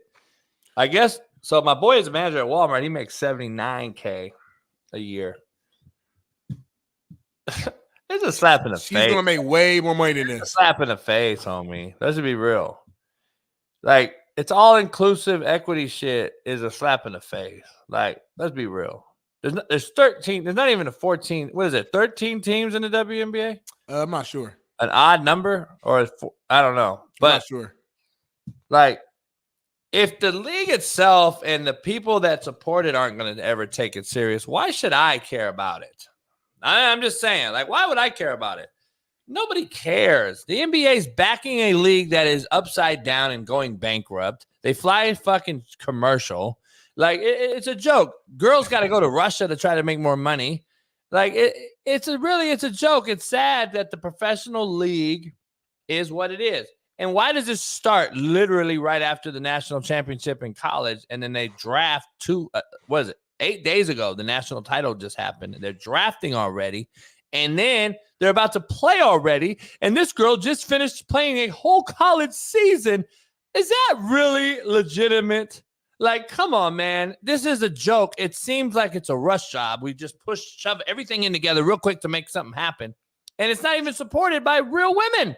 Real women don't even go to the games. And then we talk about they don't get supported. It's a joke. It's really sad because Caitlin Clark, basically what happened was, Smitty, last night she got drafted in college basketball for women. And you know, I love Coach Yo. I love Coach Ariyama. I love fucking great coaches that have coached the women in the league. I love women, period. But women basketball just went back to being irrelevant. Just like this. Just gone. Like, fucking gone. overnight. And you can look at me crazy, but you know goddamn well it's the truth. The college women's basketball game just ended yesterday. Just gone overnight.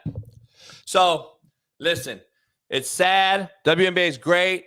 I had one of my homeboys say he never watched a WNBA draft from front to finish. He did yesterday. I asked him why.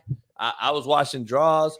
I just don't understand the fascination. I think we over fascinated about it just to say we are supporting it. When really you're not. You're not supporting it, Smitty. Let's just be real. You talk about it so people don't cancel you, but you're not supporting it. You're not really out there grinding to watch WNBA games. You're not really trying to watch women's college basketball unless it's a Caitlin Clark fanatical situation in the Final Four run. But college women's basketball, unfortunately, just died yesterday when she got drafted because she's the face of this whole thing. And unfortunately, that's just the world we're in. So, moving on. Juju Brents will be the new face.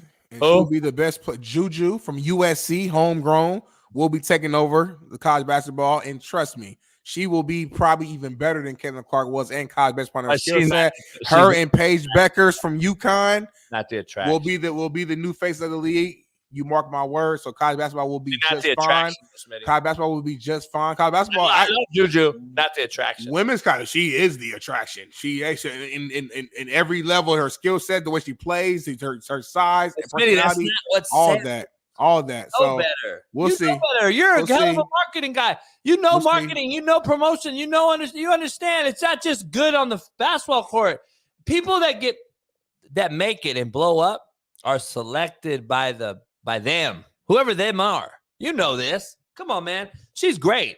I don't believe everything's conspiracy though. I don't think nobody selected Caitlin. I'm sorry, bro. I'm sorry. I don't think she went into a room and it was 10 motherfuckers with a black fucking cape on the mask and they're like, Caitlin Clark, you will become the greatest women's basketball player of all time. We deem this to you now in the name of the devil. I'm like, no, she's a fucking hooper who busted her ass and worked from fucking childhood till now and became what she was. And she's going to help improve the WNBA, and the college basketball from the women's side will still be fine because they were actually good before Caitlin Clark got there. Now, Caitlin made it bigger, of course, no question asked. Her, Angel Reese, but the league was always good back in the day when UConn was winning back-to-back natties and Maya Moore, and they've always been good on the college level. It's been a WNBA that has struggled, and I think Caitlin Clark is going to change that. It's going to take some time. I think she's going to play a role changing that, and that's my opinion. What's going on, Steve? I forgot it was Tuesday. Morning. Hey, what's up, Steve? Appreciate you coming in. Women's college basketball just died once again. It's back to irrelevancy after Caitlin Clark was drafted, the WNBA, that nobody will go watch. But Smitty, I guess, will watch, and he thinks it's going to be great. I just think college basketball for women, she was selected. Smitty doesn't think she was selected to be the face. I think college women's basketball is dead again. Juju for SC is good, Smitty, Steve, but she's not Caitlin Clark. Caitlin Clark was picked for a reason, and I just think it's over. Who picked the JB? Huh? Who picked Caitlin Clark? The fucking P. Diddy and them. What's going on, Steve, man? I hope you're doing well. See, let me get my boxing question out the way real quick because I know we're going to dive into everything else. I saw you did a write-up, and I saw some other posts as well about Jared Anderson. Who's he fighting next? Who do you think? Like, what makes sense for him? I don't know, but that fight on Saturday was awful. It really wasn't his fault against Riyad Maher. He takes two to tango. The guy was beyond reluctant. And as I like to say, it's the type of fight you let people in for free and you charge them to leave. And, I was at Mario's house. I had my computer, and then on the television, we had the UFC 300. And as the fight went on, I paid less and less attention to the boxing match. But, with Jared Anderson, every fight is like, oh, I don't really like boxing. It's not for me. And I'm going to retire. And I don't care if I win a world title. And my view is, okay, good. Bye. I mean, what do you want? A pity party? Like, if you don't want to earn the money, you can get a real job. You could put your profile in on LinkedIn. Go to a classified ads, get a real job. the game has moved on from Joe Louis, from Jack Dempsey to Muhammad Ali, Mike Tyson. It'll somehow go on without Jared Anderson. Okay. I'm just this. Look, we get it. Boxing is a very tough job. It's not for everybody. Very few people can do it at a high level. And if you don't want to, if you feel as though it's not in your heart and spirit, fine. You don't have to fight. I'm not forcing you to. Nobody is forcing you to do this. You're not getting drafted into this. This is your chosen profession. And the other thing is this. Go ahead. Quit. I mean, we can't force you to fight, but I think the way he comes off, it's like you want us to feel sorry for you and beg you to stay. My view is, as they say in the National Football League, next man up. He's a talented guy. He's got real ability. But if you don't want to utilize it, fine. There's nothing I can do about it. You know? Yeah. Steve, I got an interesting video. NGQ. Doing what I do. All white. Looking nice. Okay. Come through. I don't know if Ryan Garcia is taking the fight serious or not. I mean, is that real, Steve? Shout out to JB. Yeah, it's real cringe. I mean, he's cringe wry. Look, Ryan Garcia is not a serious person, in the words of Logan Roy. And Ryan is very, very lucky that he can live in an era full of stupidity and dumb people because they look up to this. And, you know, we did our show yesterday. I think Devin's going to win this fight easily. Either he's going to shut him out or he's going to knock him out. Or he may be on his way to a knockout as he shuts him out. Unless Ryan can land that lottery left hook, I just don't see a lot of pathways for him to win against a more technically sound, fundamentally grounded, serious boxer like Devin Haney. Is this like could this be a mental, you know how back in the day it used to be all mental with boxers, especially in the lead up. Is this something that you can see happening, or could it go the other way and this cat turns Mike Tyson and bites an ear off or something and he's just totally off his rocker? Well, if you saw him last year against Gervonta Davis where he got outclassed, I think, look, he's a really, really popular social media mogul. He's learned how to exploit that forum or that particular platform, the various ones that are out there. He's very telegenic. But I don't know if he's a real authentic fighter in the way Devin Haney is. Devin Haney really is a world-class fighter. Ryan Garcia is very marketable. I think there's a huge difference between Milli Vanilli and the Temptations. But if we were bettors, the money, everyone's going to bet Haney. I would bet the other guy just to try to win the money, right? On the odds, right? But if you're either playing odds, but I'd like to play the fighters. I don't know of a single trainer that I've talked to, a single ex-fighter, a single broadcaster, a single insider, a single matchmaker. I have not talked to anyone because I've canvassed the opinion of a lot of people that I respect. Nobody is picking Ryan Garcia. Maybe we're all wrong, but I don't know. There's strength in numbers to me. The only way Garcia has even a chance, in my opinion, of winning is by knocking out Haney. And I just think he's not I think Haney's too skilled of a fighter to allow him to land that punch. Everyone knows that Garcia has punching power, including Haney. So Haney's gonna go in and protect himself to make sure he doesn't fall victim to that punch. And I think that's all Garcia has. He's not going to outbox Haney. That's impossible. So I just don't see no other way of winning. Yeah, Devin Haney at 140 looked like a different guy. His last fight at 135, the measures he had to go through to make weight, I think left him a little bit starched physically going into the fight. It certainly showed against Vasyl Lomachenko, who, by the way, another elite fighter. Yep. Who, again, that's a serious prize fighter. That's a guy with real talent and skill and execution level. But Haney at 140 against Regis Prograis opened my eyes how much stronger he looked in the lower body. He had his ass and legs underneath him. I thought he could have probably pushed for a stoppage. But in Haney, we are talking about a high-level, serious IQ. Okay, so they're going to find ways to really mute that left hook, and it's a counter left hook, which means that you basically have to hang a curveball if you're Devin Haney to get hit by that punch. And I would think that they've worked on muffling and stifling that particular counter punch. Yeah. Steve, I gotta ask you. I've asked Matt. I've asked other people that really don't watch or care about basketball. But I gotta ask you a traditionalist question. So tonight begins the play-in. Smitty and I have debated this whole thing. It's all about money. We already know. But I gotta get your educated take on it. How do you feel about the play-in, adding 9 and 10, and what is your take on 7 and 8 playing? Like, it's just the whole thing. Like, we broke it down. If it was traditional, 1 versus 8 would be playing, and it would be the Thunder and Lakers. It would be a great matchup. 2 versus 7 would be playing, and it would be Denver and the Pelicans. Great matchup. All the matchups are great. Why did we change these things? And why is change always needed when it's really not? I don't like the play-in. I don't like it at all. I think it's a joke. I think they manipulate where they want to play. Now they're talking about the Lakers may not even play tonight, so they cannot play the Nuggets round 1. What happened to competitive professional sports?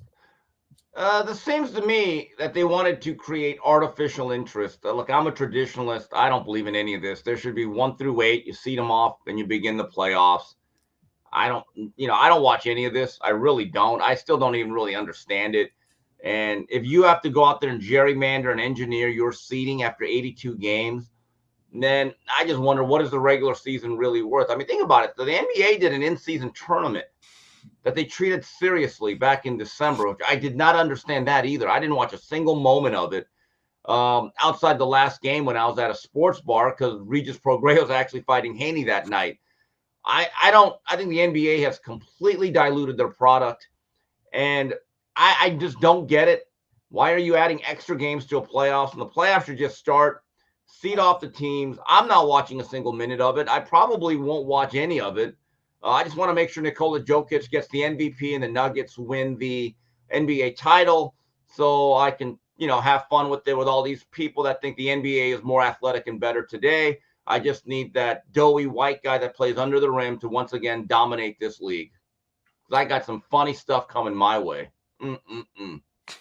Y'all are hilarious. I mean, number one, shout out to Steve for... Who says I'm joking? I'm being dead serious. Shout out to Steve for being open and honest and admitting that he hasn't really watched a second of the NBA this year. So, that alone, I think just kind of takes away like any validity in terms of the thoughts of what the NBA is this year because he hasn't watched it. If I don't, just like JB earlier, JB called me ignorant earlier. He said, "You're ignorant for saying that you gonna tell me about the 90s and you was 2 years old."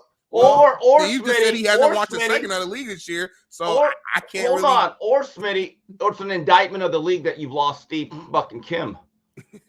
That's true too, right? If you turn me off, you're dead. Thank you. Think about it. I asked him a traditional question because I knew he was gonna my old school. Of course, y'all both around the same age. Y'all think the same, and I respect that. But but things change, and that's what it is. By the way, Smitty, you said Magic couldn't shoot. Oh, you are out of your mind. You think he's Ben Simmons? I didn't say he was Ben Simmons, but Magic Johnson was not no jump shooter, y'all. Come on now. Hold on. Call me young and all that stuff, but I do my research too. Like Did Magic have a traditional jump shot? No, but when the ball came into the post and it was kicked out, he had a set shot. Now, could he shoot off the dribble? That was not his strength, but you cannot average 24 points in any era of the NBA without being able to shoot. Magic had the ability to pull up. He had a set shot. He then later developed a really good post game with the hook shot. He can go with both hands, and his ability to finish around the hoop, especially when he had his knees, when he was a little bit lighter. All the way up until about the 88 season. That was the last year of his physical prime. He was a really good shot creator. Too many people think he's basically Ben Simmons. Ben Simmons is a guy that can't and will not shoot. If Magic had an open shot and he could actually hit three-pointers, and he was 6'9", so he got a little bit of space, he could actually get the set shot off pretty regularly. So, yes, he could shoot. You don't average 24 points in any NBA season. And let me ask you this, Steve. I'm glad you brought that up because that shows that you were watching the show earlier. So when I said that was in to combat what JB said about if LeBron played in that era or some of these other cats, Giannis played in that era, because he said these guys have no. He said LeBron has no jump shot. So he said LeBron played in the era. Thank you. Where LeBron would struggle is that the spacing inside the key, it was much harder to get a clean drive through the paint. Mm-hmm. The one weakness of LeBron's game, he doesn't really have that many weaknesses. I think his mid-range game is not as polished as it should be. The stop and pop has been a little bit, he glitches a little bit. Other than that, though, I actually think he's a really good shooter. Tad streaky, has a three-point range. You can't be the all-time great scorer, all-time leading scorer, even though he had a lot of volume, without being able to shoot. You have to have some range. He has range. He can certainly play above the rim.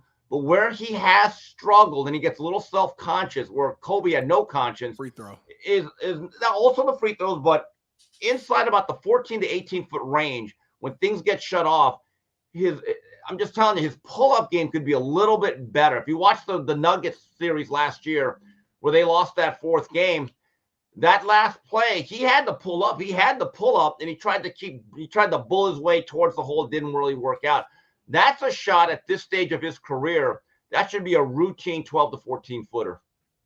Agreed on everything you just said. But you do believe LeBron would still be great in the he'd be very good, but the contact is a little bit different. Got you. And also, I'm just telling you, how would he be able to the whole 82 games? That to me is the mark of a man. Or being able to play at least 79, not being held out in the middle of March, because I don't get the whole thing. Look, I'm going to say this again. If I was an NBA fan, I paid money, saved money. When NBA star just got held out of a game because he wanted to rest, I'd say, okay, son, we're never going to another game. I'm not supporting this. You don't do your job. You don't do your job every day. Yeah, and I will say this: a lot of LeBron's career, he did play majority of the games. Now again, he's in year 20 now, so things are a little different. I would understand. He's in his second decade, but if you're within your sixth year or less, get your ass out there and do your job. Give me a break. I'm with you on that. My last little comment about the physicality that you guys, say that was so scary to play at that time. Understand this: the players now, if we had a time machine, they could play in that era.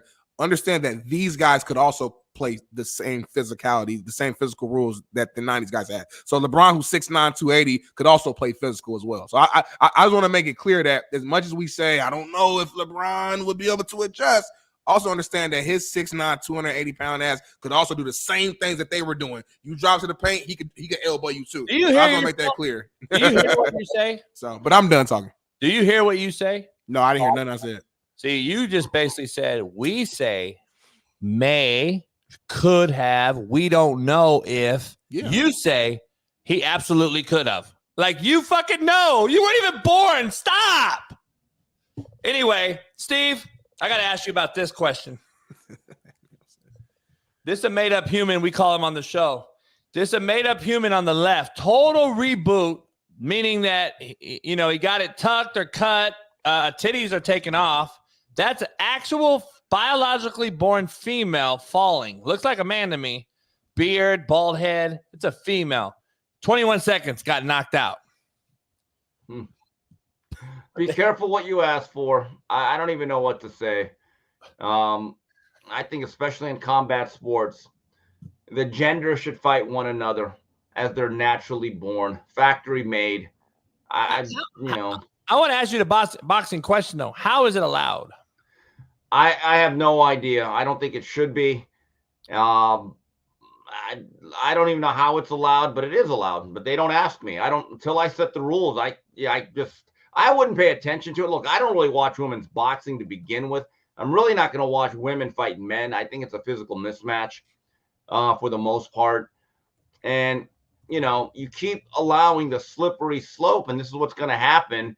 But one of these days, it's going to be the reverse, where it's going to be a naturally, biologically born male turning female, and that's going to get dangerous. And I hope all these other women would just say, you know what, pass. We're going to disqualify ourselves from the tournament. I don't get it. I really don't. Let's talk to football, Steve, before you get out of here. Dion said that he will let, quote, his sons play for only the Eagles, Niners, Cowboys, Ravens, Falcons, and Commanders. What do you take about? What is your take on him saying that he's basically dictating where they go? I don't know what to really say other than the fact that if I'm a team that wants to take a certain player, I'm not going to let Dion Sanders, even with his own son, dictate who we draft. I'm really not. And we could just deal with the consequence. If you're really willing to sit out a year, go ahead. But, Dion thinks he has all this leverage. Maybe he does. Maybe he doesn't.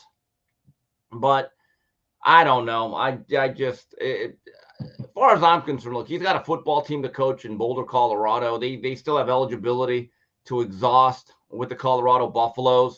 But you have to be a special type of player. We're talking a John Elway type to really have this type of leverage. Maybe even an Eli Manning, who wasn't that level of talent.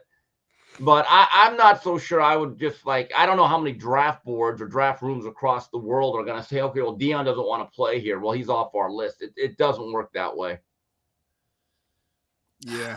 I think he said it during one of his podcasts or whatever that he was on with Wallow and Gilly, if I'm not mistaken. It doesn't really make sense to me. At the end of the day, whatever team drafts your kids is where they're going to go. They can try to pull it, pull in Eli, but you got to have a ton of leverage to be able to do that. I don't know how much leverage they're going to have. Travis Hunter may have a little bit of that leverage because I think he's the one guy who has that capability and ability to potentially be like a Heisman level type of player this year if he stays healthy.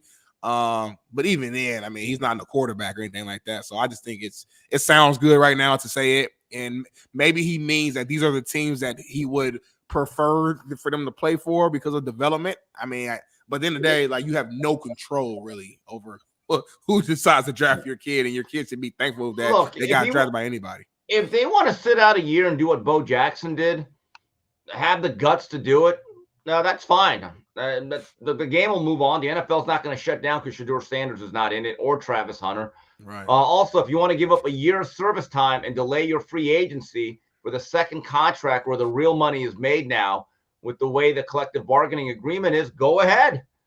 And then stand on your word. If you're going to sit out because you don't like the team that drafts you, sit out. The game will move on. The world will not stop. Hey, Boston Chris, we're literally fucking talking about it. God damn. Steve, I think my quarterback, top 10 guy in the league, is fucking laser focused, and I don't know why everyone's giving him a hard time. Take a look at my man. And where do things stand? Looks fucking laser focused. They're saying he has coke. He's on coke and all this stuff. He looks laser focused to me, Steve. Top 10 guy in the league right there. What do you think? Well, not at quarterbacking. I don't know. That was a strange look for him. I look, he's been a little bit of a victim because they did not give him a lot of help outside, but I don't know. I don't know if he's the quarterback of the future or present for the Giants. That's all I'm going to say. What'd you say? It's a weird look. His eyes are wide open. Clear eyes, full heart. Motherfucker looks surprised at all times. Eyes Wide Shut is a good movie, by the way. Listen, it is what it is. Antonio Pierce addressed his team for the first time. No notebook, Steve. No podium. I appreciate everybody. Real talk. But Max, we always talk about it. You want to be great. Got to show up every day, right? Got to show up every day. There's a standard. There's the expectations, and then there's the regular way. Get better. Do line. Get better. Wide receiver core. Get better. QBs get better. Specials get better. AP get better. Patrick get better. It's the reason I brought Marvin Lewis in, former head coach. Joe Philbin, former head coach. Why? Get better, AP. The passion has to show up. If you don't love this, shame on you. If you don't love this, shame on you. Shame on you, man. How do you think they're going to do, Steve? Well, they played hard for him. They got to figure out that quarterback situation, though. I've heard different things about what they might do in the draft, but I thought Pierce did a really good job of settling that team, getting them to play hard. They had a great win in Kansas City right around Christmas. They didn't quit on him in a season that looked like it was going down the drain. But you want to be a good coach in the National Football League, pair yourself with a good quarterback. Those things generally correlate. And I don't know what they do in the draft. This is going to be interesting. If there's a quarterback out there they like, do they pull the trigger early, or do they just try to piecemeal this together down the line? But, look, Pierce knows the NFL very well. You're on the clock now. You're now the full-time coach. There are expectations. But his number one job was to get those players to play hard. He's done that part. Now he's got to put together a more consistent offense. Okay, let me ask you. I like O'Connell. I know a buddy of mine coached him in college. I think he's all right. I think he could be okay. I want to see him for a year. But like you say, a lot of people maybe not have that time or patience. Rumors I'm hearing is they're going to take Penix at 13 if he's available. I'm looking at the draft here, and I don't know, does he fall to 13? So, do you think – so you agree, and I think we agree, they're going to take the fingernail painting guy first. Then who's next in your opinion? Probably Jaden Daniels? Jaden Daniels, yes. And you think Drake May, all are going to go ahead of – do you also put J.J. McCarthy ahead of Penix? Well, JJ is the big mystery. I don't know. Was he a victim of a very, very conservative system? And is he going to be unleashed once he plays with more athletes or is given a system or a style of play calling that's going to let him just rip that ball all over the field? I'm not, Drake May to me misses too many throws. He's got all the physical tools, great stature. But you look at his game, I thought he was very good in the first 8-9 games of his starting career. Then he tailed off in the last season after that. And you look at some of the metrics, he missed a lot of throws. He's not as accurate as I thought he was. I like Michael Penix, but again, you bring up the left-handed quarterback situation. There is an injury history too, though. He's missed a couple of years. He comes in a little bit damaged physically. So I don't know. The McCarthy, the J.J. McCarthy thing is really interesting. I never thought he was a top 10 pick based on his play. But there are people that think he should be number 2. So again, and these are the people that do this for a living. I'm not so sure how it really shakes out. Penix at 13 seems a little bit high, Coach. I'm not going to lie to you. So yeah. I'm trying to look at the draft order. The draft, and I'm trying to see if he would have even fall to 13. I'm also looking at some stats. I'm trying to find some data to your point, lefty. I think Davante Adams catches more passes to his right. That would be even harder for a lefty to come in, especially with the left tackle that they have, having to be a right tackle to him. I don't know if it fits the Raiders' whole mindset, and I don't know if you can just give a young who they hired. He kept his OC that was just basically a quarterback guy, right? I don't know. I think you got a guy that's I don't know how veteran savvy he is to just come in and adapt to a left-handed schematically. Luke Getsy is their new offensive coordinator. Yeah, he was at Chicago with Fields. So I don't know. I don't like the lefty with Davante. I don't know if he's ready for that one. I'd rather go with O'Connell right now at this point. That took some fire. You don't think Davante, a top tier vet, could adapt? I understand the changes and everything. Yeah, everything's opposite, but yeah, I think he could adapt. No, it's not a big deal, but I don't know. It's going to be interesting. Let me ask you this, Steve. Before this draft thing shows, real quick, before you get out of here, the Eagles extend Davante Adams. They basically paid him the same money that Devontae Smith. Devontae Smith.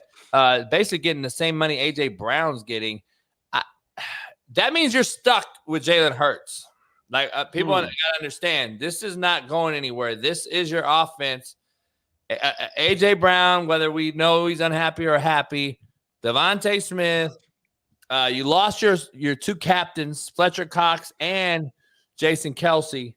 Where is this Eagle team going? Because I kind of see a fall off.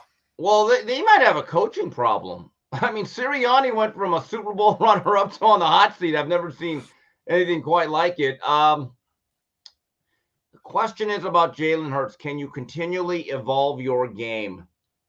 Because 2 years ago, he was in the MVP race. Last year, he looked like a guy that the league had caught up to him.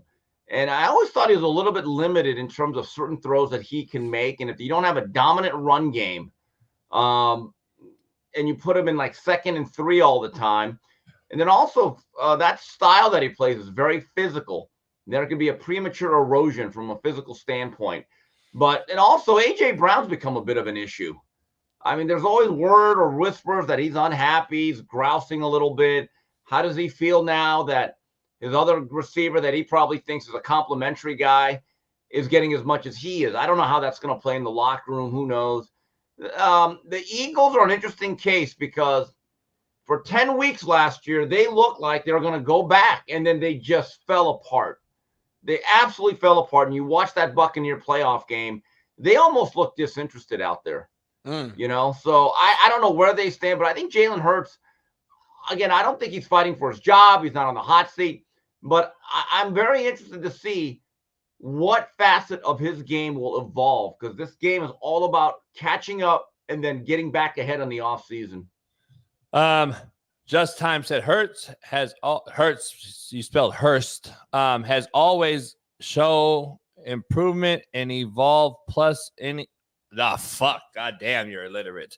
By the way, he had a horrible year last year. It was his worst year, so he doesn't always show improvement. And God damn, it's unbelievable. Let's go, Steve, right before you leave. This perfect time right here. So this is the draft. How do the Raiders get a quarterback? Because apparently him and Davis I've heard two things, that they've agreed and then they've got into a spat. He's apparently allowed him to move up. Where would 13 go to get a quarterback? Because I made this point on Matt's show yesterday. The Chargers, in my opinion, have the number one pick in the draft. And they have the quarterback. They don't need any of that. Before the Chargers, other than the Cardinals, those three are taking a QB, correct? Most likely. And then the Cardinals probably take a wideout. I would take a Joe Alt. But if I'm the Chargers, who do you take? A wideout, which has just been deleted on the franchise. You lost Keenan Allen. You lost Mike Williams. You have a rookie that you actually said is got no hands from TCU. You have to get a wideout for Herbert, or do you get a Joe Alt or an Oregon State O-lineman? Well, if it's Harbaugh, probably wants a lineman. You know, the other receiver that I really like is Malik Neighbors. I think he's got a real burst, great production. He probably stretches the field, I believe, more naturally than Marvin Harrison. If you get him, because again, unless Harbaugh plans to play 13 personnel and just run the ball up the middle, I don't know where they go. The thing with Herbert is he's got to start playing some winning football. He amasses a lot of numbers. Statistics look good, but he's not a great fourth quarter quarterback in my view. There's a lot of one possession games where I watch and I'm like, Herbert just didn't get it done when it really mattered. But, you know, the receiver core has been decimated, and I'm not so sure Q Johnson's ever going to be that guy. He did not have a great season last year. Alt seems like a stalwart, but I'm just telling you, if Marvin Harrison's not on the board, Malik may be my guy out of LSU. I'm telling you, I don't know if that's in Harbaugh's profile, though, but that's just my guess. Anyway, you see Harbaugh drafting Brock Bowers with that pick. Well, I think Bowers is the most undervalued player in this draft. I actually see mock drafts where he's in the high teens, and that's amazing. I don't know what's going on there. I thought Brock Bowers in his 3 years was a top 5 football player, position for position. He, to me, reminds me a lot of Kittle. Just outstanding athleticism. He can play in line, but he runs like a running wide receiver, catches the ball well. I mean, he was a good enough athlete. They actually ran tight end arounds with him. And before his injury last year, he was headed, I thought, to having this monster year. To me, he's one of my top 5 players. But again, he's a tight end. He's not going to be valued as much as, let's say, a left tackle or a quarterback. Brock Bowers will be a guy that if he gets outside of the top 10, someone is getting an incredible value for a real football player. I think the wideout room in general is the best I've seen in a while. There's a lot of guys. Since the Bears already screwed this up, we already know where it's going. Would you think or see them going and trading so the Raiders making a move to that 9 spot? Because at 9, it seems like you could get Penix. Because Cardinals aren't taking Penix. Chargers aren't taking Penix. The Giants may. Tennessee's not probably taking Penix. They got 2 rookie QBs in the last 2 years. Falcons aren't now. They got Kirk, yeah. So the Bears to get better, you keep the pick, but yeah, you can see them easily doing something if the Raiders. I don't see the Raiders moving up anywhere else other than maybe, from what I've heard, they can jump to 7 if Tennessee likes what they offer. And now moving up to 7 for the Raiders, you're probably in a quarterback discussion. Is Penix really a top 10 player though? I think he's just, after I saw him in the real game against real NFL talent, 19 draftable players on that Michigan team. No. So I don't know. There's your answer. But the game right before that against who they played, Texas, we were like, this guy's phenomenal. So it's crazy how and they got a lot of NFL guys on that team too. It's not like you got to look at the totality. But again, here's the issue. He had an NFL wide receiver crew led by Roma Dunze, who's going to be another really good, solid pro. That guy looks like he's going to be a reliable guy for 10 years, right? Yeah. You had a Dunze, you had McMillan, and they had another guy, Polk.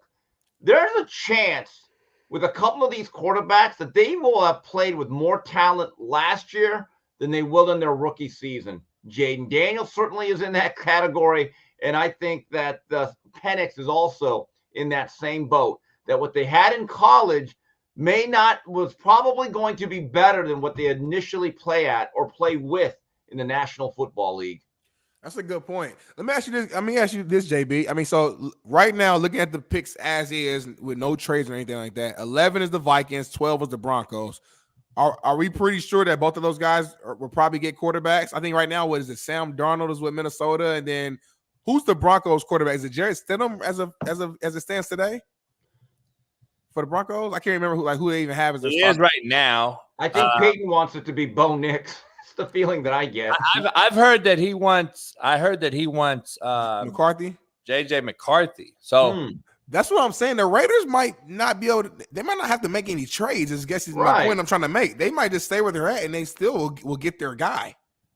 If their guy is Penix, is what I'm trying to say. And let's say someone does get Penix. I think there's so many quarterbacks in this draft that they can still get a quarterback at that spot. I don't know if they have to trade up necessarily to get a serviceable QB at that position. Anybody they pick is going to be any of these guys. We don't know if any of them are going to be good. It's a risk. You're rolling the dice regardless. So it's not like, oh, we didn't get Penix, now we can't get a quarterback. No, this is a pretty deep draft when it comes to quarterback names. We don't know how much their game will translate, but there's names there.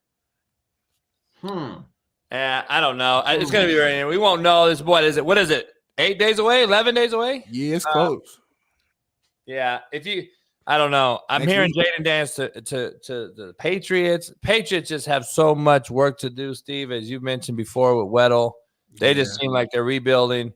But the AFC West, I could see Sean Payton either. So before this is as you leave, Steve, I told Matt, you either have to draft a rookie this year, take your lumps, coach that guy up in McCarthy or whoever your guy's going to be. Because if not, you got to go after some wily veteran that just don't exist unless Tom Brady says, call me week 8. Because I don't know. I thought Kirk Cousins signing by Atlanta was very, very solid.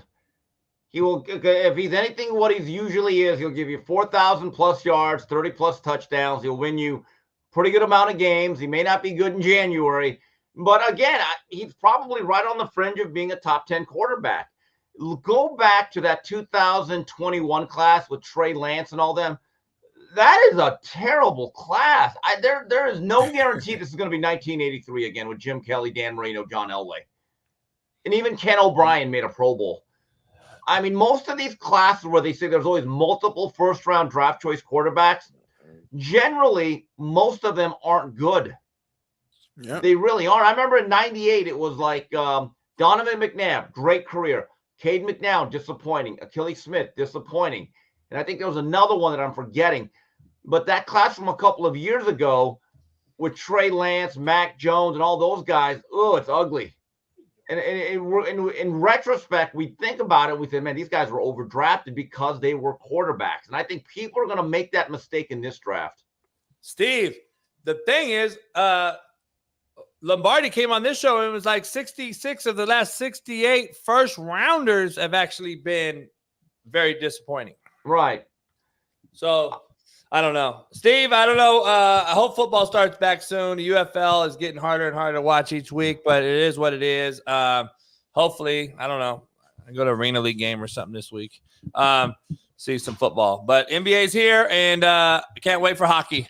Hey, appreciate you, Steve. I'll see you guys Thursday. Bye. Later.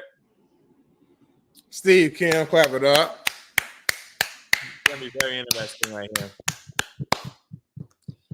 We'll break this down. It's the last hour of the show today. Can't wait. Can't wait to get into it. CJ Stroud threw his first pitch, though, Smitty. How'd it go? Strike. Yeah. That's my guy. You see how he threw it, and it was like kind of awkward, right? I mean, he's not a pitcher. No, just look. Wow, I got a point at this. Yeah. I got a point at this. I'm not talking shit. It's just quick. It's a quick release. He threw like a football.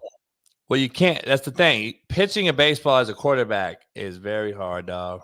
It's so hard. Because if you throw it hard, the ball's so light compared to what you're used to, the ball's going to go through.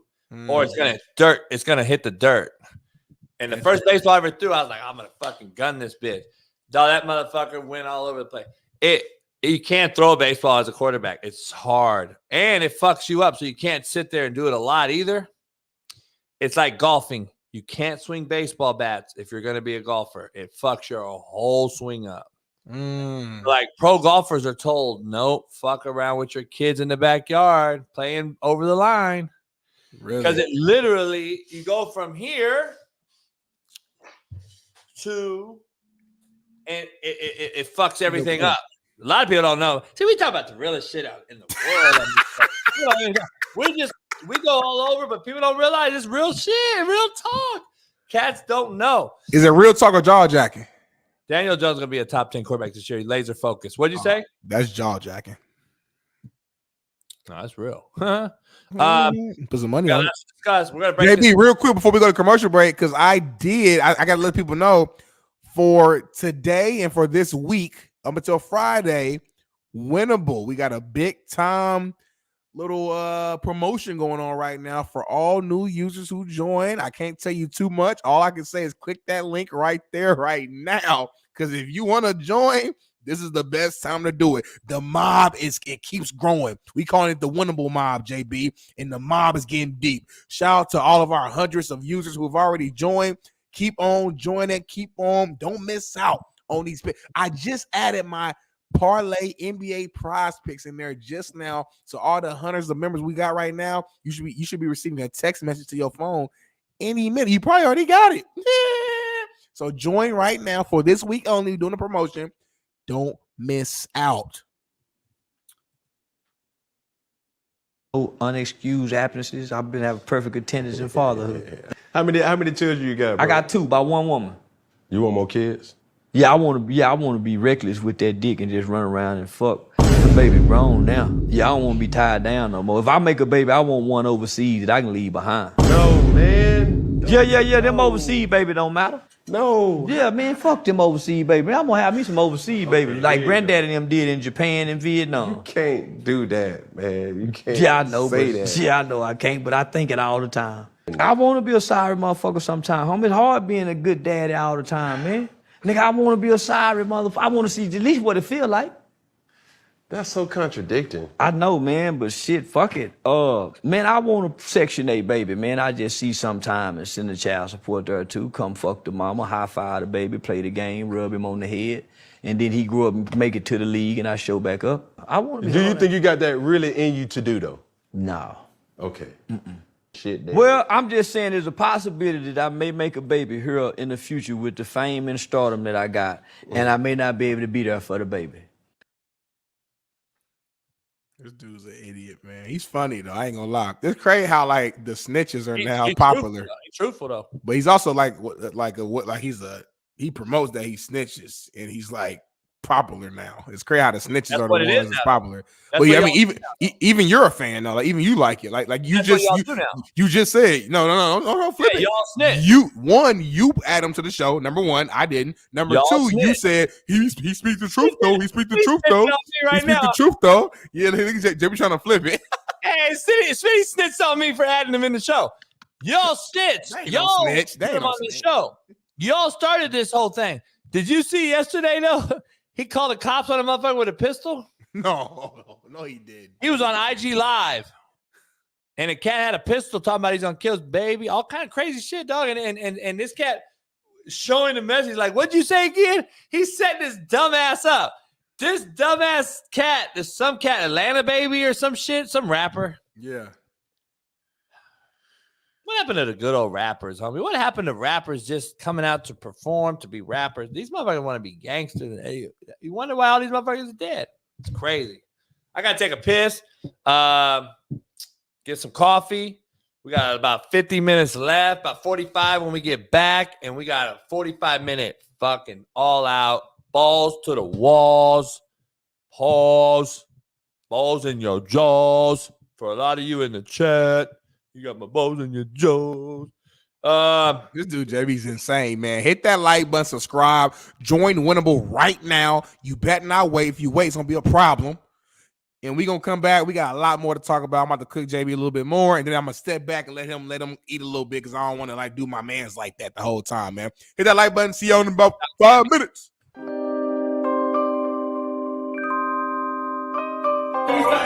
What time did we start the show 4 years ago? What time are we doing it? How long?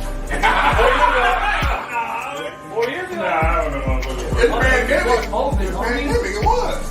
It was before COVID, homie. What do you mean? COVID had shit there, homie. Hey, look at that. What you say? I was 16. I didn't lost 30 pounds. He was over that shit hard. He came out like this. That's my boss, man.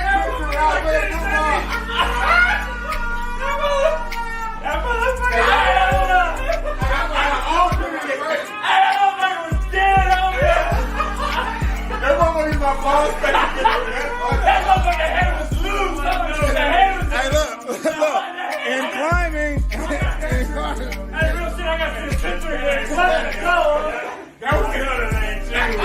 That was a cat picture.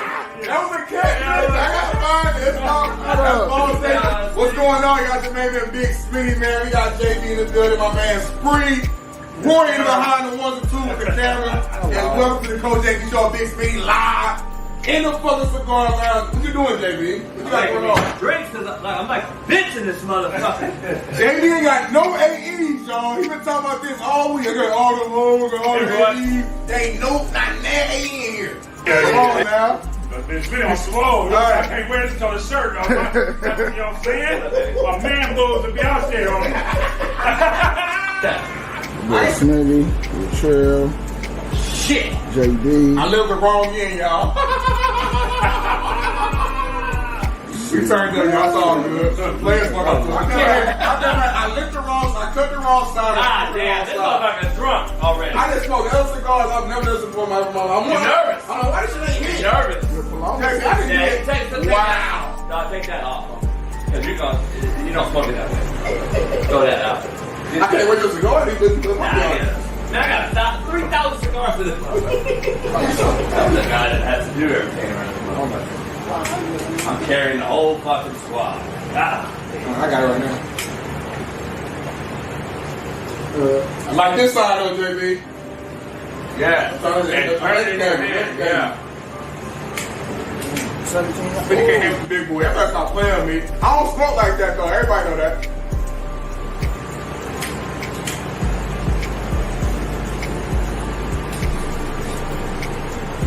Yeah, my mother smoking cigars. I ain't married, homie. Hold up, let me make sense. I am not married. You are. How you a leader of me?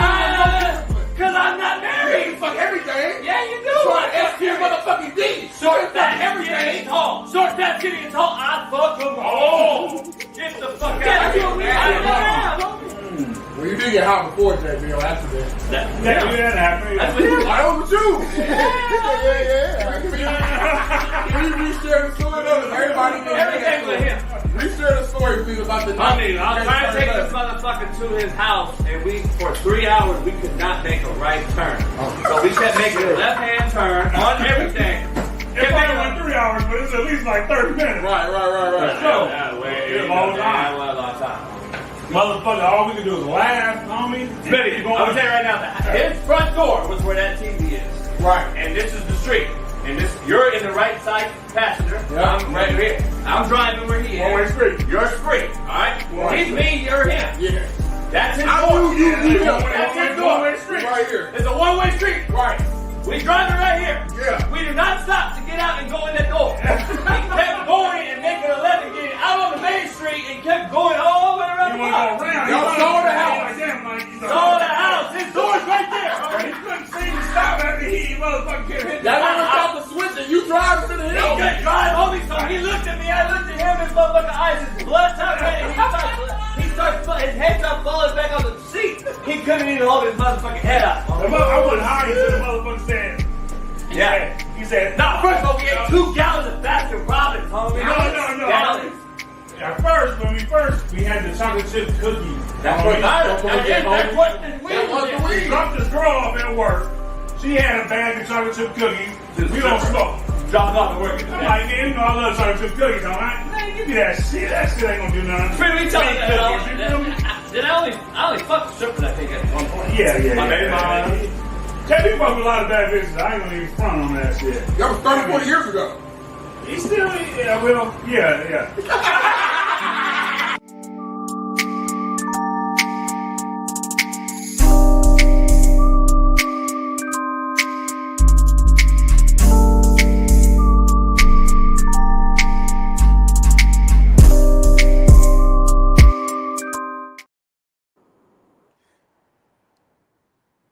Hey, that beat is crazy. Can somebody send me that beat? Can somebody send me that instrumental? I'm gonna write a verse over that. That beat hard. That beat is tough. Send me that beat right now. Send to me right now. Email darnell.smitty95. Send to me right now. It's your beat. I mean, your beat, but like you got the beat. I know. So send that to me, and I'm gonna write a verse over it. And it's gonna be a. Yeah, I can't give it to you. You gotta buy it. Oh my god, damn. Hey Bailey, I just sent you a DM. Pause. Put it in real quick. I want to show you something. Look at Jazzy Jazz. Can we get another late night show? Are you gonna pay for my gas money? Because I was in traffic for 3.5 hours. Jazzy Jazz. Damn, that kind of was aggressive. That's what y'all say. Aggressive? Is that what you say? See, that's the thing about it. We went from pause. We went to pause from that's what she said, and then we say aggressive when really it was just like regular barbershop banter. Now it's aggressive talk. People always say black people. Well, LeBron could have drove to the rack. They always say we aggressive. Baby Grizzly stood there for 3 days. Roll to the rack. I drove 3.5 hours to get to JB's house to do that show for y'all, and y'all show me no love. I really do be taking shit. My brain stores shit forever. Like I reverted back to LeBron driving to the rack. Yeah, your brain's crazy. Like Marcellus be saying the same shit. I got a lot of shots on goal, homie. That's what it's about. Yeah, massive numbers. Huh? I hear you saying. Listen to this. My main account is banned where all of my Diddy blind items from this month are. I'm just going to do all the March 2024 Diddy blind items so we can see the lead up to this. Starting off March 1st, and this is Little Rod, Rodney Jones, Shaun Diddy Combs, and this is the male victim that came forward. It's pretty easy to tell that whoever wrote the recent lawsuit against the wannabe rapper / producer reads this website on a pretty regular basis. They even use some of the same clues in their blind items.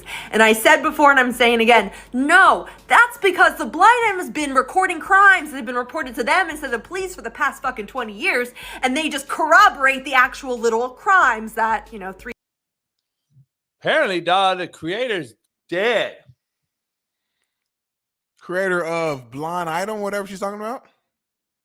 Yeah, apparently it's they say it's like some sort of cover up, and they say that this person came out and basically broke out all these Diddy shenanigans that happened at these parties, and now all of a sudden the motherfucker gone, dog, dead. Kyla Marissa Roth, a TikToker known for controversial celebrity blind items, who started many of her videos with "You want more? I'll give you more," has died. She was 36. How she die? Like what they saying at least.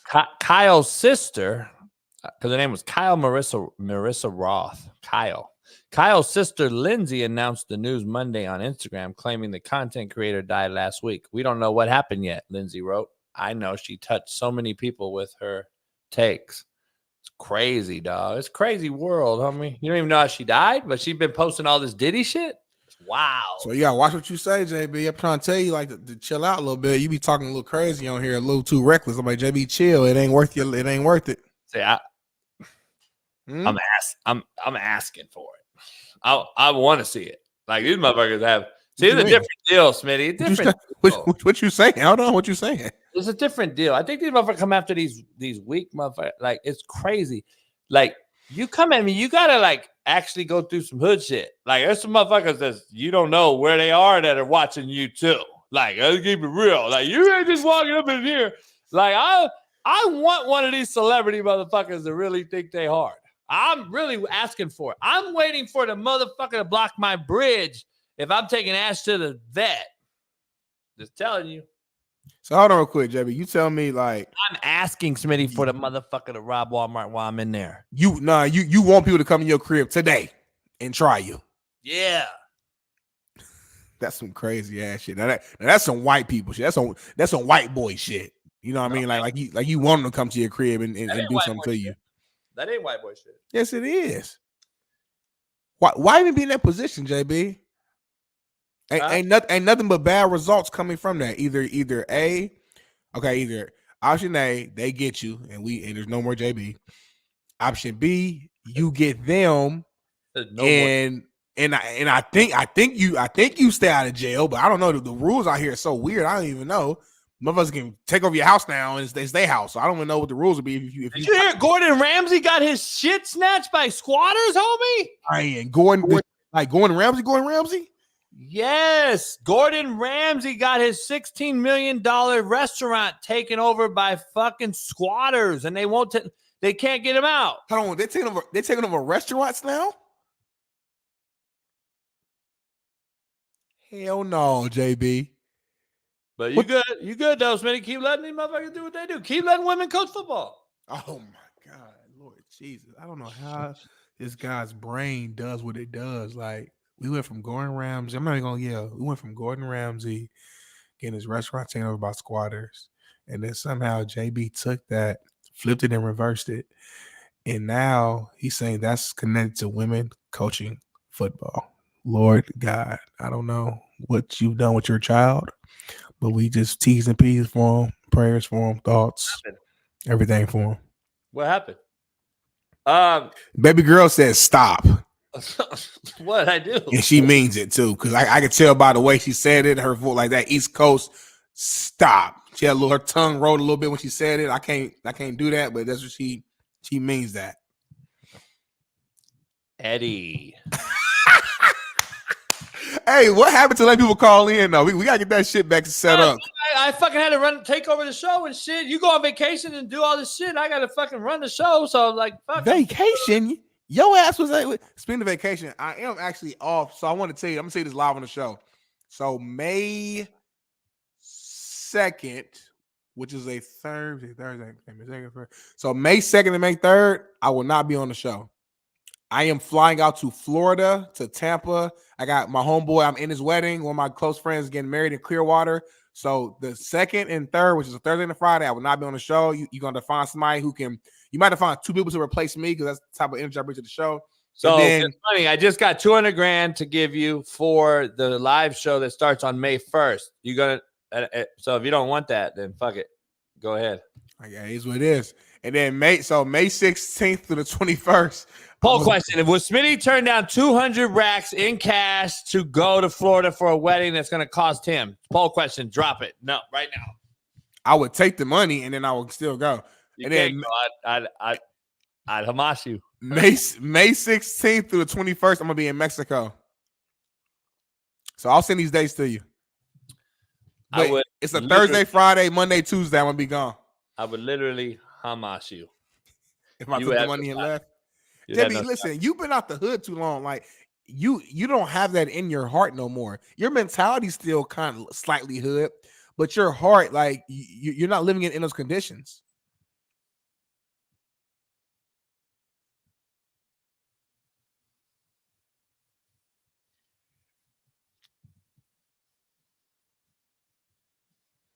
Jazzy's been. Why you got to fly out? Do it in person? Exactly. Jazzy's been showing signs and hints of just wanting to be in person.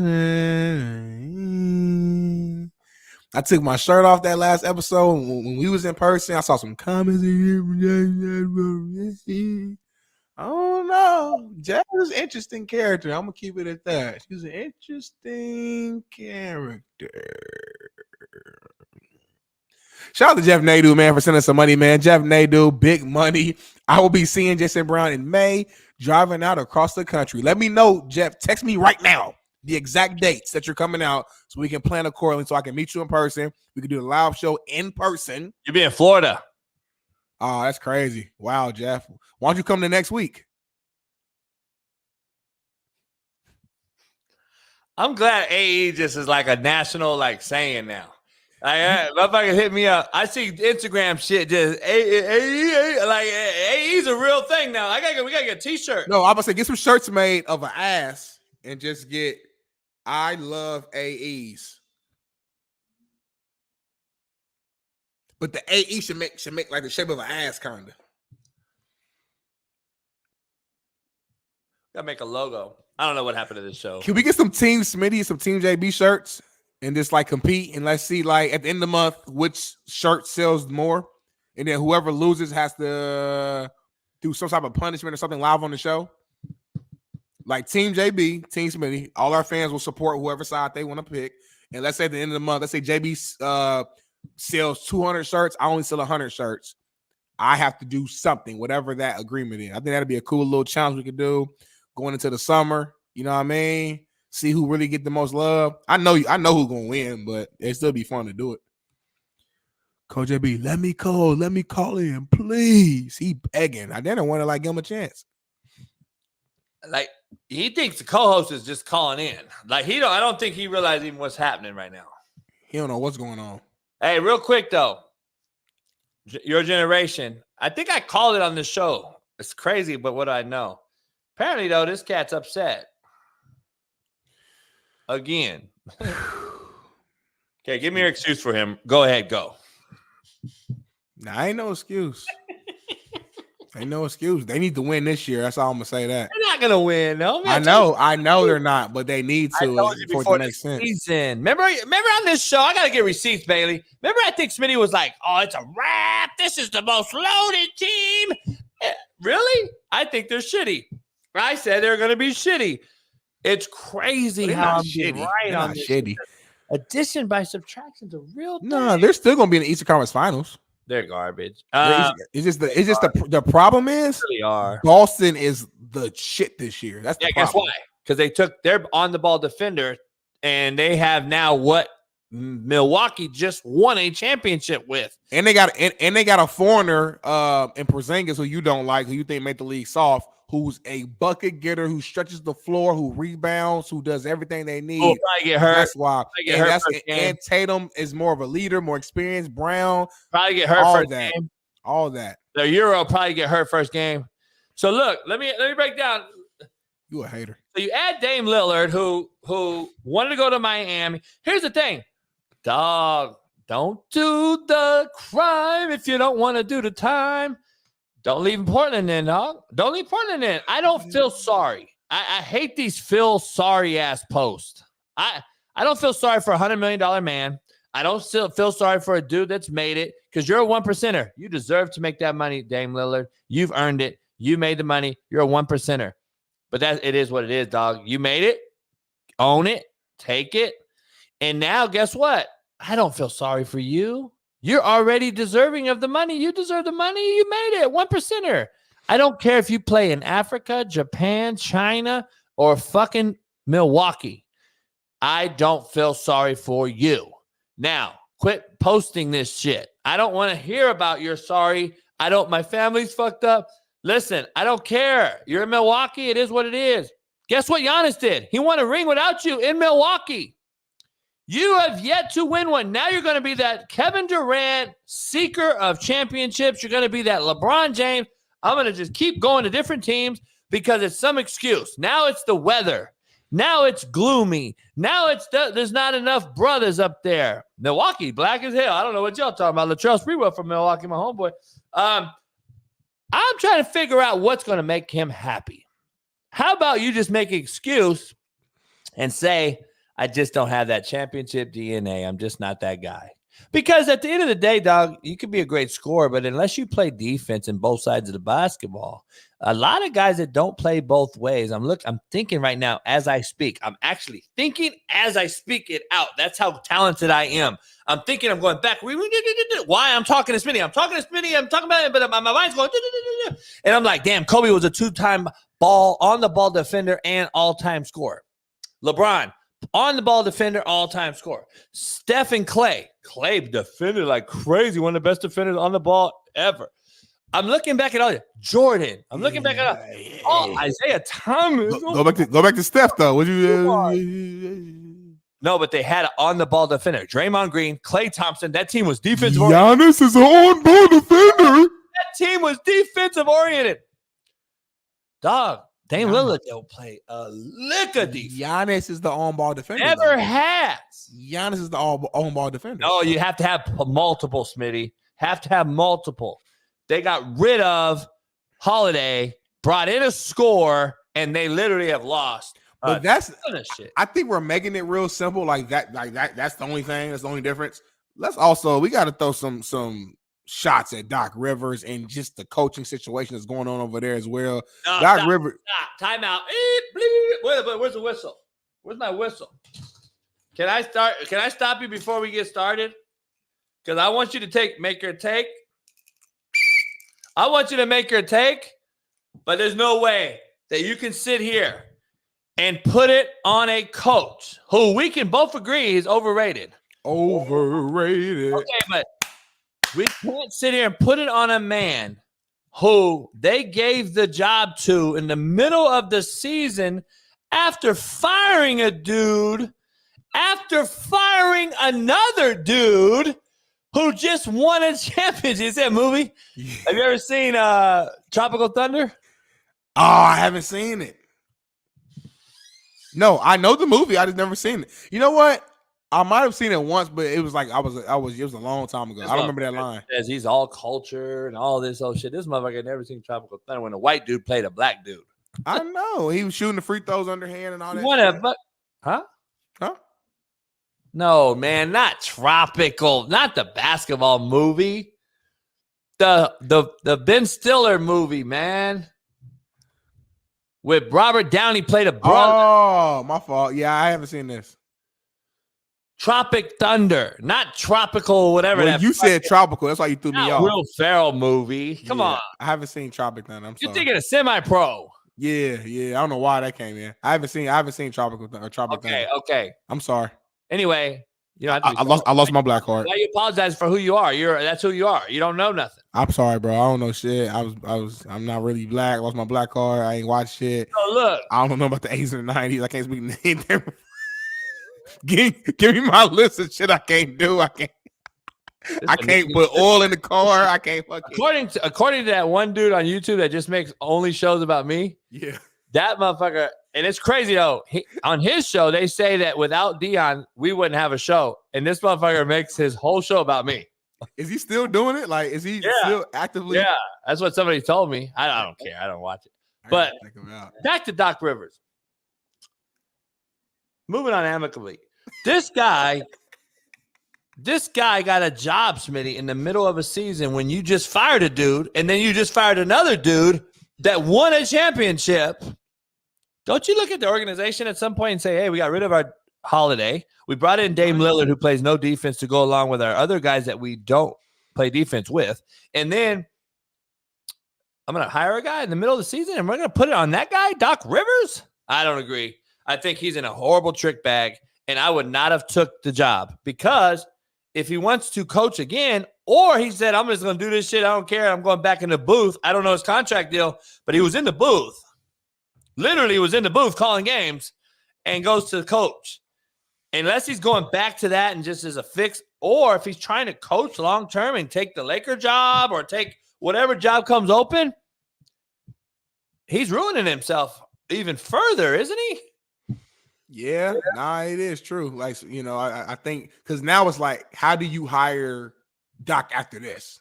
You know, like how do you know what I mean? Like he put himself in a bad position by even accepting the job. They say, but even though when he was doing his analyst stuff for ESPN, he was like a consultant or something for the Bucks, and they had allegedly came to him and asked him like his opinion or whatever, or told him that they were going to fire the last coach. And Doc claims that he told them, like, I don't get why you guys are firing him before they hired him. That's what he allegedly said. So I don't know, but you are right though, JB. The organization, you gotta look at the organization at one point or another, and like, why are you firing a guy who already won a championship here? The first since what Kareem did it before he was even he was Lou Alcindor, you know, and you fire that cat. Then you fired the follow-up coach, not even halfway through the season. So, like, I do agree with you. I think there's a lot of people who takes the blame. Dam's going to get some blame, as he should. Doc still has to get some blame because he's just the head coach and he accepted the job. But then the organization, for the decision-making they've made, has been just horrendous these last few years. So, they all deserve a piece of the pie. Are the Pacers going to beat the Bucks? It's a real possibility. Remember, Giannis scored his 60-burger and then ran around like a little broad to try to get the ball in Indiana. I think they remember it. I hope they remember it. But again, we're in a soft-ass generation where the Lakers don't even want to play the team that put them out of the playoffs last year. So I wouldn't even. No, we don't know that. That's what the fans are saying. I wouldn't even be tripping if it wasn't nothing. I bet you they just shake hands and swap jerseys. They don't care. They don't care. Disrespect me. Piss on me. I don't care. Piss on my grave. It's all right. That's like pissing on your grave, Smitty, and then I just let it go. Fuck it. Like, I'm dead if you pissing on my grave. Piss on my boy's grave. It's all good. Like, you imagine that? Like, anyway. I love how JB will make up narratives in his own brain and get pissed off at those narratives that he's making up. He said the Lakers, it's soft. The Lakers don't want to play the fucking Nuggets. They're not going to play tonight. Hey, no, like, that's not a thing.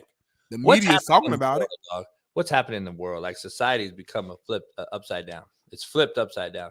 Lamar Odom asked that cuckhead, what do they call him? Could he watch? What is it?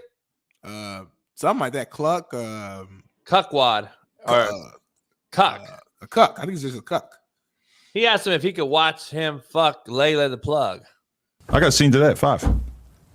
Where at? Right here. Well, not here, but on the other side of the facility. You gonna fuck somebody on the other side of the facility right there? You heard it here first. Can I watch? I swear to God, I'll watch.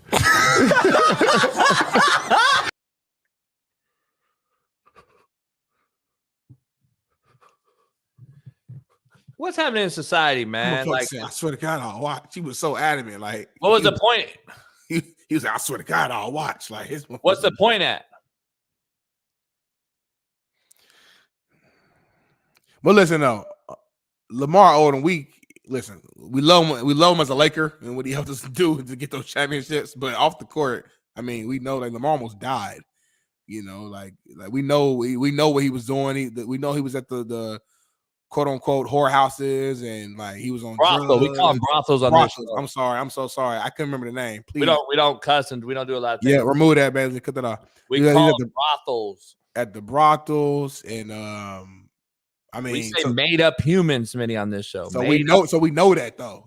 Made up humans are what everybody else. I couldn't think of the proper name. That's on me. That's on me. So if we lose the money, that's on me. BMK. Yeah. We call that's what we call like we have our terms and we're AE. Yeah, that's on me. That's my fault. Look. But you know what I'm saying? Like, I'm not. I mean, are you surprised to hear that? I guess I'm not. Like, that's Lamar. You know, wasn't he with the fat ugly Kardashian?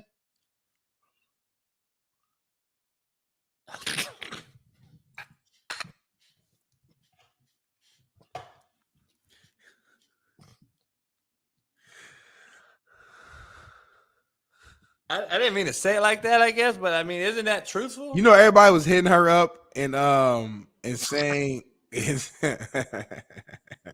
Everybody was like tweeting at her and saying how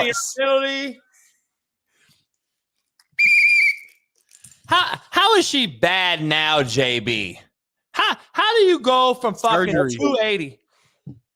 Surgery. She looks way different than she used to. Surgery. But she looks Surgery. like Why does a the woman totally always person. need surgery? Why does it need the lip filler and the cheek Well, filler? she's in the limelight. There's a lot of one thing when you're in Hollywood, the women, it's a lot of pressure on them because everybody's doing it. So it's a lot of pressure on them to meet the new beauty standards in order for them to get certain brand opportunities and get certain looks. And exactly, also, what you just said. You said, wasn't Lamar with the fat, ugly Kardashian?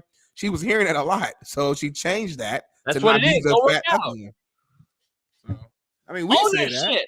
Like, I'm glad God blessed me, you know, so I don't have to get a surgery.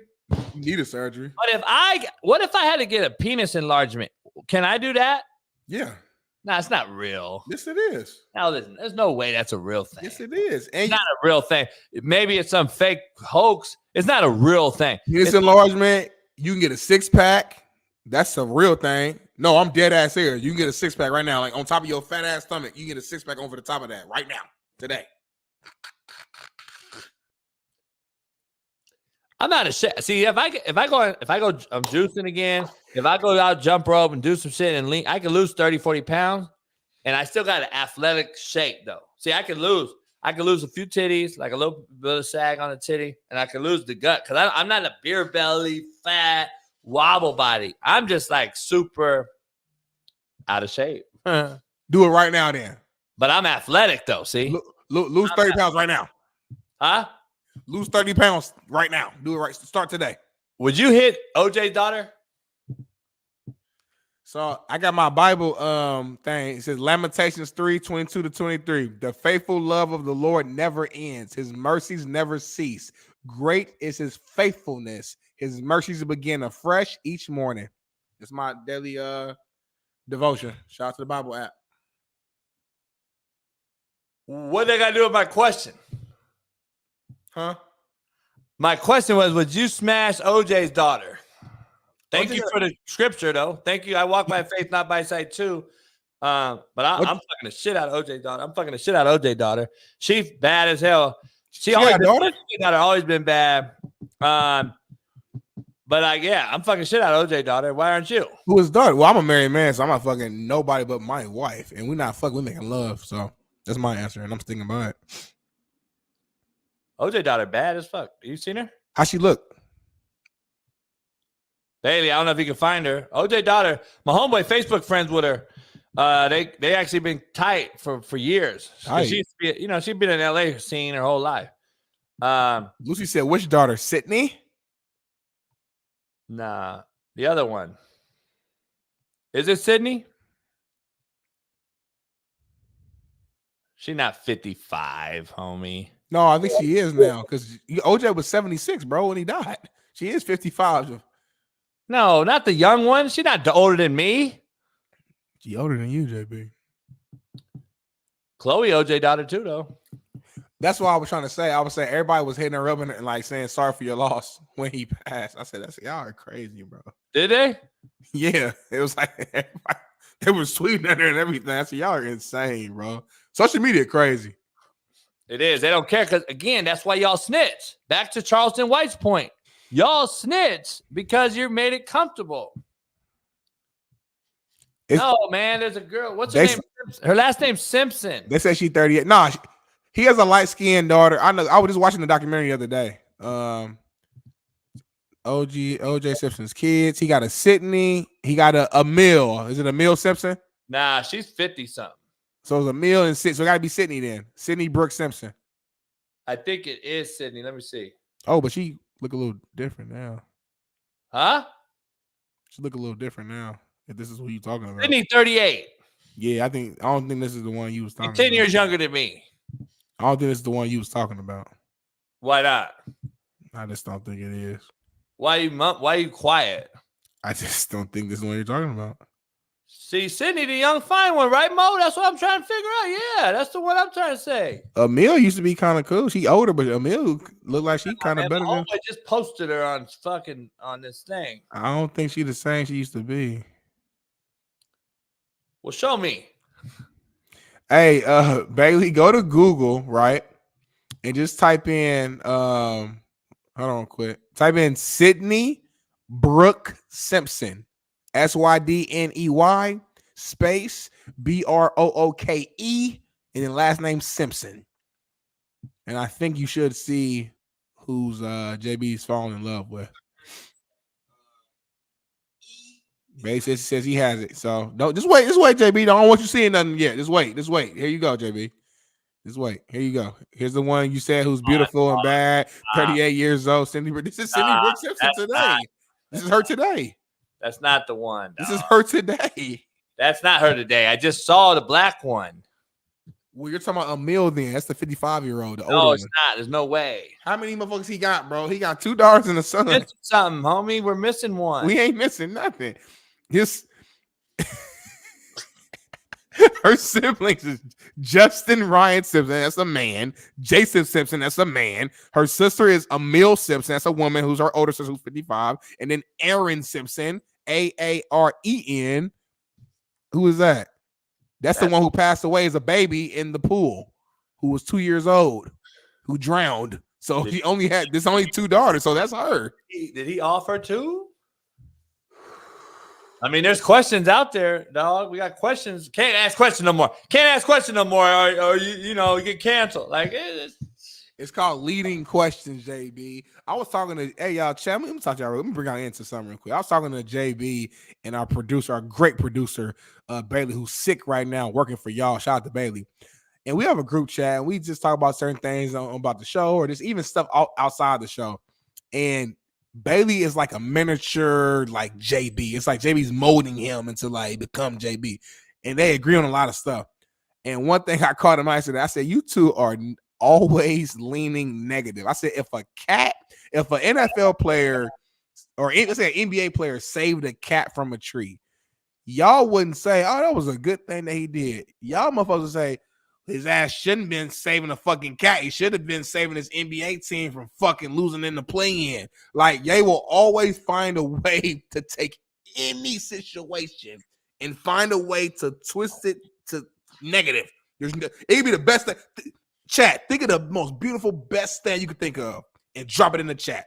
JB will find a way to make it negative. I'm telling you that. The truth hurts, I guess, dog. I don't know. The truth hurts. We broke down all the, sound smart. Look, they love it, JB. We broke down the truth definition. We broke down hater definition. We broke down all these things. I don't understand. By the way, JB, about 15 minutes ago, we had an earthquake, I think. I felt something shake here on the show. It was a minor one, but I thought maybe it was just like my building was shaking because like somebody slammed the door or some weird shit. But I'm pretty sure there was a little bit of earthquake. I'm about to look on Twitter real quick. You sure it wasn't that broad you just showed? Hey, OJ daughter?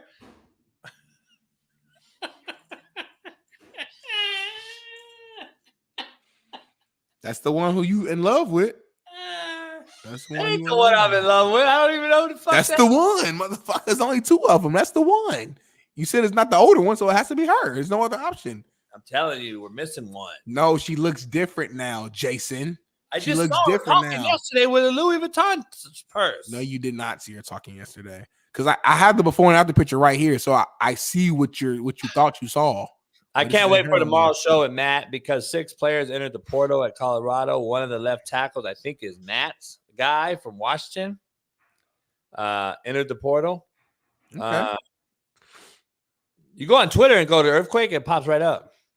Oh, so it was an earthquake for real? No, I don't know. I didn't look. I'm not on Twitter. I'm running the show. Oh, you were just telling me. So no, I can't go do all those things. You can. You're not doing shit. I'm doing everything. I'm looking at notes. I'm researching things on Google. Like a lot of time you say stuff and I got to go check it real quick on Google to make sure that what you're saying is a fact. Because if it ain't, I'm gonna call you out every single time. So like I'm always doing stuff, moving around, trying to make the show grow and get it more validity and make it more popular and things like that. So this guy's in Brazil watching your show. He said, "Oh man, I missed this guy on Last Chance U. Greetings from Brazil. Shout out to Daniel Lugandi. JB, he's talking to you. He's talking to you from Brazil. Respond to him.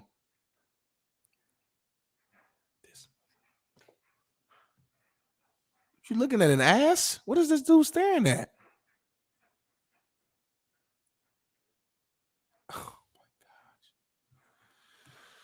Shout out to Eddie Manyweather, man, giving us 99 cents, bro. I appreciate you, man. Need the donation. Thank you, thank you, thank you. Mo said she lost weight since this picture. Okay, you know what, Mo? I'm doing more research. I think so. That picture we show, I think, was a before picture. She got real big. I think she lost weight now. So now she's looking like the girl that we see. I see what you're saying. Shout out to Mo Martin. What are you doing, JB? Are you froze right now? I'm about to fight somebody in a minute. Let's do it. All right, everybody just be quiet and look at JB.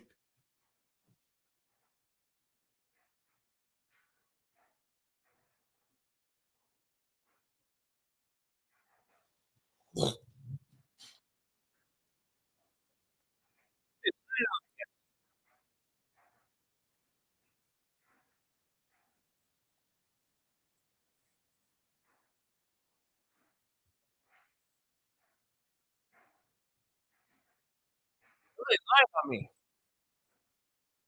Huh? Somebody lying on me. What you mean? I'm so confused. I don't know what's going on right now. I'm nervous. I don't know if he's joking. I don't know what's going on right now. Bailey, do we need to end the show real quick? No, what are you talking about? I said, what are you talking about? I'm confused. So somebody sent me something, and apparently some guy's lying on me. About what? Like what? Like, what are you fighting a kid or something? He's just like a random dude on Twitter, or is it like an article? Is it a? I just sent it to Bailey's Instagram. We're gonna start taking calls in. We're waiting till we get to the studio. Calm down, Eddie. Your fucking Cowboys are still shitty. The Lakers are not winning. It is what it is. Stop. By the way, Biden is controlling the weather. It's not even fucking legitimately a question anymore. I've come to the realization that every weekend in California, motherfucker, when it's red, usually I think it's like $99. For some reason, Eddie's is 99 cents. You didn't hear me when I shouted them out? You were such like in the gate. Like you I had to listen to this thing. The whole chat is like concerned for you. Like for 20 minutes, you've been staring at this damn computer. That shit was 30. So much has happened. That shit was 35 seconds. Did we fast forward into some type of time warp? Chat, tell him it was about 15 minutes. He was just staring out at this thing. Who's this? Rain Total Body Fuel. They sponsored by them. Didn't they get all these sponsors? Did not recruit Kansas JUCOs. We had another coach that did. And the first week of contact period, we had a running back that we were recruiting. I was actually leaving Independence that day, and it was going to be like a 3-hour drive. And I had to go up there and see this running back that we had offered. It's like 9 o'clock at night on like a Monday night. He's like, the lights will be on. You'll see the offices, whatever. I have never met this coach before. This wasn't my school. I was doing it as just a recruiting trip really to while I was there. I pull up 9 o'clock at night. You're walking in this hallway, and at the very end of the hall, you see 2 lights on, like an office on the left and an office on the right. As I get closer, I start hearing yelling and just like, hey, yo, fuck you. No, fuck you. And just, I'm like, oh. I'm like, what's going on? And I just keep walking. Yeah. And then you hear tables slamming and everything else. And then I look to the right, all these people, like 5 or 6 coaches come running out of one office into another. And then as I get to the door, they are dragging a player, like dragging him by his shirt on the ground. Guys kicking and screaming, like literally dragging him on the ground across the hall into the coach's office. And I turn around and I look and I get to the door and I look in the coach's office. He was all roughed up, his shirt's all messed up. He's like, "What's up, coach?" He's like, sit down, man. He goes, the kid's name. He'll be here in just a second. I was like, "Coach, you good? You need a minute?" He goes, "Oh, no, shit happens all the time, man." I'm like, oh, my God. Dude was You're like, not in Tuscaloosa, it does not. Dude was in a fist fight with his player. And the guy was just straight and just carry on the complete conversation like nothing, like he wasn't just punching somebody in the face, like nothing ever happened. He brings the player in there. He's sitting there. He's got blood like trickling down his nose. I mean, he got his ass handed to him a little bit too now. Wow. Like if the other coaches hadn't came in there, he'd probably been roughed up a little bit. Yeah, there's some legendary stories about this JUCO coach though. Legendary stories. That's not his first time. But if you watch Last Chance U, Coach JB, that was at Independence, he had a little issue with him. So it's not talking about me. Character. There you go. There you go. There you go. He said He's you watched that talking shit about too. Jeff Sims. Got you. He's saying He's you talking had a about Jeff Sims. Okay, I'm glad I watched. That's why I watched it. You about to snap on it and you was ready to go. Because I'm like, fuck is he talking about? I would never, ever, Smitty, get into a fight with any kid. You never know. You're in a no-win situation. I was about to leave the show. Like, if that was true, this is gonna be my last show. I wasn't gonna fuck with you no more. He's gonna change the titles and just Coach JB show. I'm not gonna talk about Jeff Sims, homie. He's talking about Jeff Sims like a motherfucker. By the way, it's not 3-hour drive from Independence to Garden. It's about fucking 6. I don't know who that is. I don't know who that coach is. Jeff had a lot of issues, dog.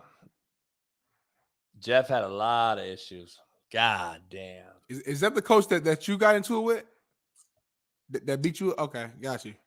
That what? I thought he was talking about me dragging Sims around the fucking office. I thought that's what it was. When did that happen? I don't remember hearing that story. It happened that one day. Look.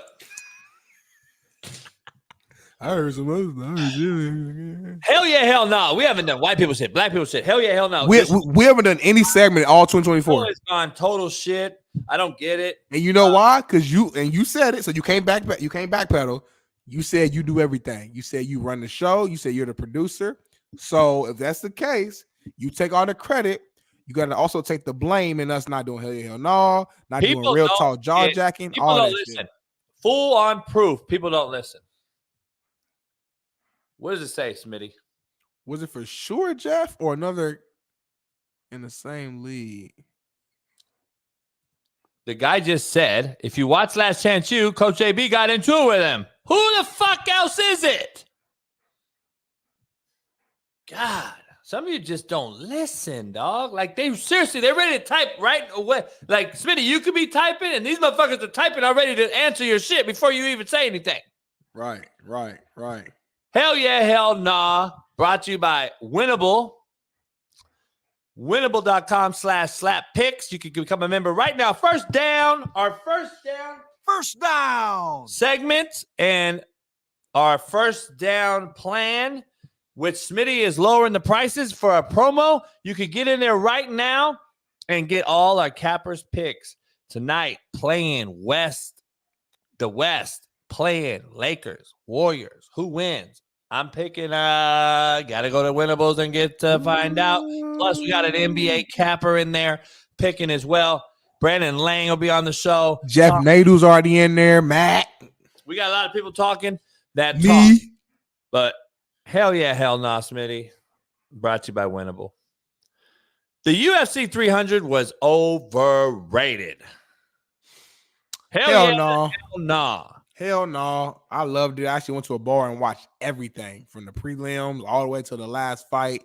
I didn't think the main fight with Pereira and Jamal Hill. Alex Pereira and Jamal Hill.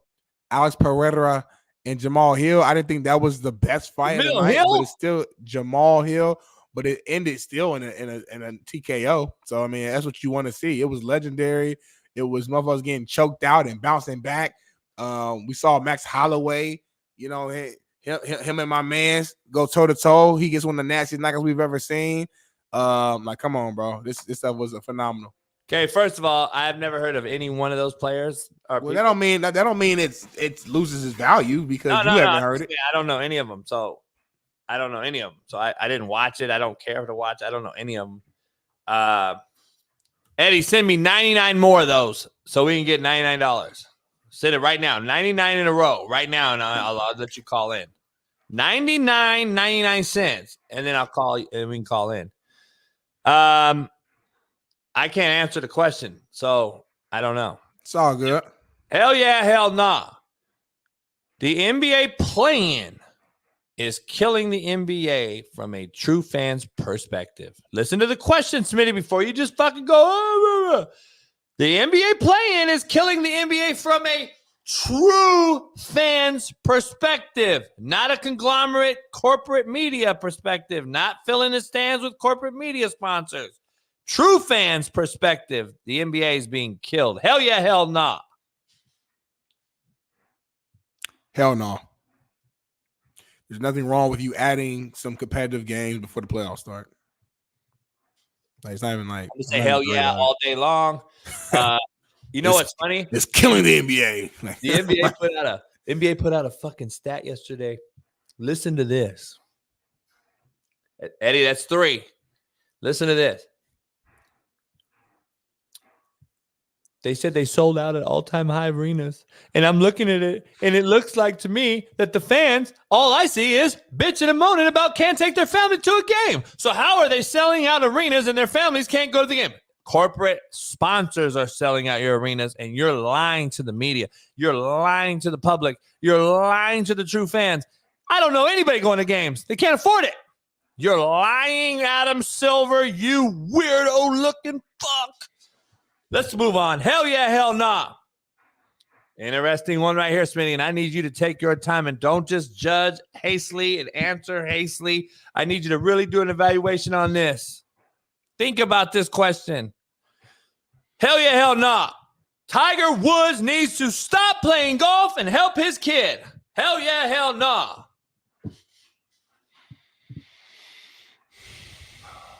I'll answer first. I'm going to say hell yeah. The product's just not there anymore. Greatest golfer ever, possibly the most talented for sure. Chasing Jack Nicklaus's record. I don't think he'll catch it. It's too late. Too many injuries. Too many game changers. He was unbelievable to watch. Drew the crowd. We get it. It's not the same. It's a distraction for the good and young and upcoming players. He's not the same. 16 over in the Masters just is not quality golf. We don't need to see it just to watch him walk around in a red shirt on a Sunday. Go help your son be great. Let's see how good he could be. Hell yeah, he needs to stop playing. This is tough. I mean, because I don't think like you have to do one in order to do the other. I think you can, like, the cadence in which he's playing, he only plays in a major tournament, so he can still have a lot of time to be with his son and coach his son up and help his son, get better while still simultaneously still being active. I'll say hell no, but he needs to show us something in the next one. Whatever the next tournament is that he plays in, he needs to show us something. The plus 16 is horrible. That's horrible. He needs to show us something. Like this motherfucker just going to pop out a fucking metal rod out of his thigh and his fucking screws out and ready. Let's go. I got something to show you. Come on. He's done. Stick a fork in a bloop. It's over. He's not going to show you something at 50. John Daly's son, by the way, is really good. Okay. He plays at Arkansas. He's moving up the ranks. Man, Eddie trying. Shout out Eddie Manyweather. On the show for 6 more hours while you get fucking 99 more 99s. So thank you, sweetie. Be safe. I love you. Love you too. I'm going to the gym.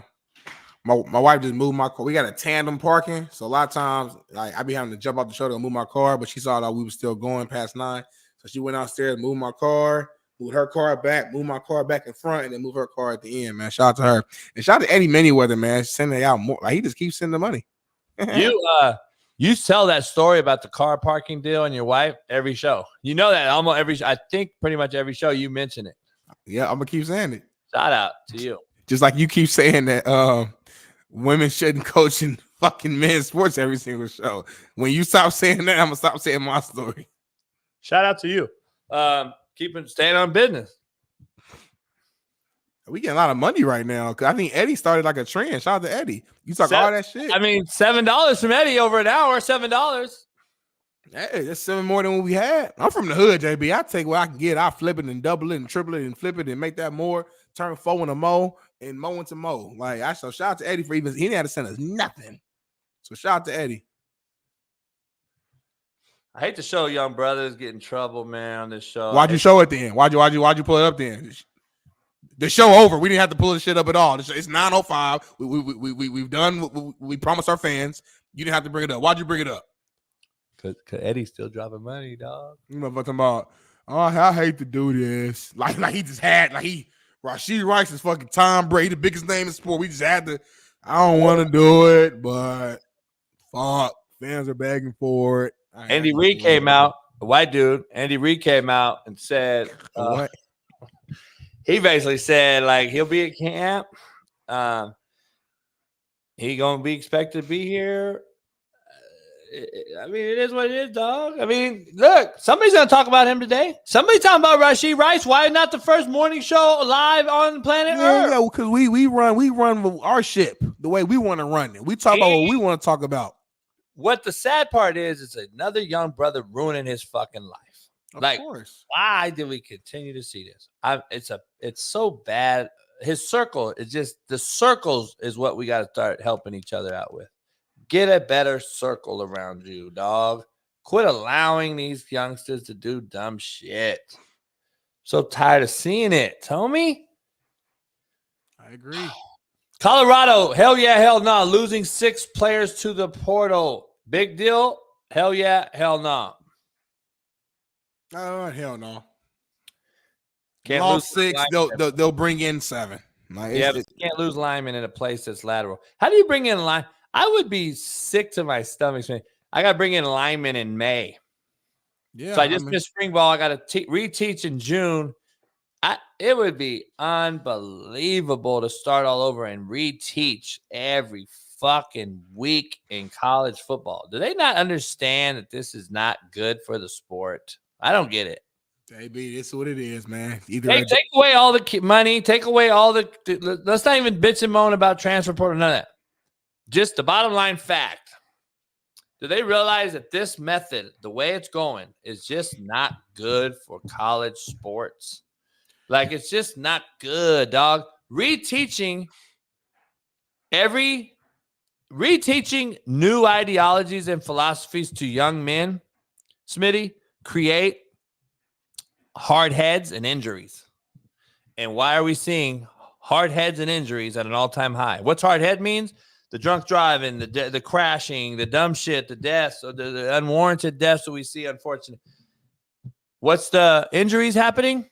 Because we teach a different tackling method. We teach a different weight room method. We teach a different pursuit drill. Every coach is different. And when you teach it 4 times in 4 years, you're going to have a higher injury rate. And that's what we have. Why don't people see this? I don't understand. At least if you're a shitty coach and you have the same teachings going on for 4 years, guess what? At least you have the same ideology, and I'm going to do the wrong thing for 4 years and probably, be honest, you're probably going to stay out of harm's way even though you're doing it wrong because it's the same way. Now we go from Alabama to LSU to Colorado to Oregon, and I got 4 coaches telling me 4 things. And you know as well as I know, Smitty, starts in the weight room. Why I definitely don't think a female could be in that weight room. So, that's just what it is, Smitty. But it's been a great show. I've clearly dominated the show today. If we were getting paid per day to, like, Eddie's still sending. I would. Can we just leave the show on all day and just see if people can still send money when the show is off? Eddie, I need you to stay in the show all day when we go, because Smitty got to go work out, do some other thing. I got to do some shit. Smitty, I was asked to go do, I don't want to admit this, but we're a real show. I was asked to go to a nail salon and do a pedicure and a manicure. I never done one. I never got it done before. Man, I could film it. We could film it, make content. As a content creator, wants me to do it. I don't know if I could do it, man. I know the women want me to do it because the women that's what you are. A feminine body, that's what you should do. I'd love to see women get their hands and feet done. I don't know, Smitty. I know you do it, Smitty. You do feminine things like that. You do. I got my first Manny and Petty out here. It's funny because when I was in football, Petty, I could not imagine a man saying Manny and Petty. I'm so masculine now. I'm comfortable in my own skin saying it. But I used to be like you though when I was younger and a little bit more immature. When one of my running backs in college, he used to get pedicures before our games. Who's immature? How are you older and immature? Age don't always determine, maturity level, unfortunately. But our running backs to get pedicures all the time to get his feet right before the games. And I'm like, pedicure, because you hear pedicure, you think paint, you think no, it's not paint. You're literally just shaping your nails, massaging your feet. And I go to a spot where again, it's player. Like you would love it. You go in, you go to a private room, you sit back in a recliner chair, you got the TVs on, get a remote, they pour you a glass of whiskey, and you got good looking women massaging your hand, massaging your feet. Why do you care? Why do you care though? You married. I'm not, but I'm still a man. I'm not none of that other stuff. So what you mean? My wife knows it. Like I ain't about to. I don't do all that. Yeah, if I'm gonna get it, I want a woman to do it. Like, come on, bro. Like, stop. I ain't going there if a fucking man's doing it. Exactly. Okay. So why you make it seem like I'm tripping? Like that's what it is. Can a man get erection doing it? I just want to know what I'm going into because what if it's bad bitch? That's your body. Go find out. Wear some blue jeans. Like she rub all the way up your shit. I heard. She go up to your calf and stuff. So if your feet and your calf are sensitive, you might. Said she go up to your groin. Nah, she don't go to your groin. That's a whole other situation. I don't know where your little AE taking you. She taking you to the fucking happy ending spot. Now they rubbing your calf and your feet and your hand and your forearm a little bit, but that's it. So. At the end of the day, wear some jeans, JB, and hold your shit down. Jeans. Don't go in there with no sweats. If you nervous about getting hard, shout out to all the ladies and the women in the chat, the Asians out there that rub grown ass people's nasty, fucked up, hammer time dogs having fucked up feet. Because as athletes, Smitty, we've been around some athletes and their feet are fucked up like so bad. Have you seen Antonio Brown's feet? Nah. Oh well, yeah. The peeled, yeah, that's disgusting. I couldn't imagine some broad and then her coming home to me. Look at Mo. After you've been touching this nasty motherfucker. See, that's another job that I just can't allow my woman to do. I can't allow my woman cannot touch other men's nasty feet and hands. Can't do it. It's just degrading to me. Shout out to you guys for doing it, though. Somebody got to do it, I guess. Shout out to you guys. I just can't allow it. It's like my woman. So there's a couple things, Smitty, before we end the show. We're after hours right now, so I appreciate everybody dropping some change for being in after hours. Smitty, get out of the hood fund because we're trying to get a studio. Can't do other men's feet and hands. Can't do it. Can't be my girl doing it. Can't be a fighter or MMA. Can't do it. I can't have you come home fucked up, dirty feet and fucked up face and get in the bed. Just two things right there that I just can't do. Anything else, Smitty, that JB wouldn't think the woman could do? At least be my woman to do? Well, you just said you can't fight, she can't coach, she can't rub feet or massage, man. I'm crazy for saying that thing? Do you think that's crazy? I'm not saying it's your preference. I'm not gonna ever say nobody crazy for who their preference is. You let your woman work on the dude's feet all day and then come home to you? No, I'm not. Coach football, can't do it. You know what I'm saying? These are just a couple things like you can't do and come home to me. But I mean, would you let your woman be a nurse though? Because nurses they do all types of shit. Bartender is an interesting bartender. I'm okay with behind the bar, not no fucking bottle service bullshit, tending to some rude fucking idiot who thinks he has money who's fake. No, but a bartender, yeah, I'm gonna go in the bar and see what it's that regular bar. You know what I'm saying? Bartender, because she ain't gonna take no shit anyway if she's my girl. So bartender's cool behind the bar. One of them broads walking around looking crazy. Nah. I'm telling you right now, all the money that y'all sent is coming. Like he about to send it to me right now. He about to PayPal me or whatever right now. So all this money y'all sent, shout out to Eddie, shout out to who's this Pac-Man, 1040. Everything y'all sent is getting. I'm getting 100% of this today. So shout out to y'all. And she couldn't be a cop, Smitty. I couldn't allow my woman to be a cop either because I don't want to have that. I go to sleep at night or she work overnight and not coming home or whatever that thought about it. Hey, by the way, I watched a movie last night. I think it was on Prime or Netflix. It's called Reptile. Go watch it. All right. Reptile. Had nothing to do with reptiles at all. But go. It's with Justin Timberlake. Oh, I ain't watching that shit. He's an actor. He's a real small role, but he's like the guy. And then it's with Benicio del Toro, great actor. A lot of big actors in it though. All right. Well, I might check it out. You said it's good. For you to say it's good, must be pretty damn good. Two brothers in the movie. Okay. Oh, I'm okay. I might watch it now. 2. That's a high number for us. Do either one of them die early or what? No, they both live. Oh, okay. Well, all right. Why is that stereotype?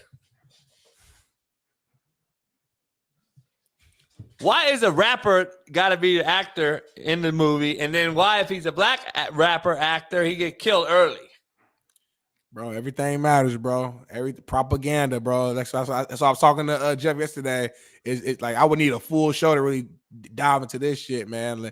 Like the way that black people are advertising movies, everything is like we just a certain way. Coach it or allow it, dog. I don't know what that means, but all right. Don't do it. I wouldn't do the job. I wouldn't do the show. I got flies in here, Smitty, like this. That's death. That's a sign of death. So you better get on your hands and knees and after the show.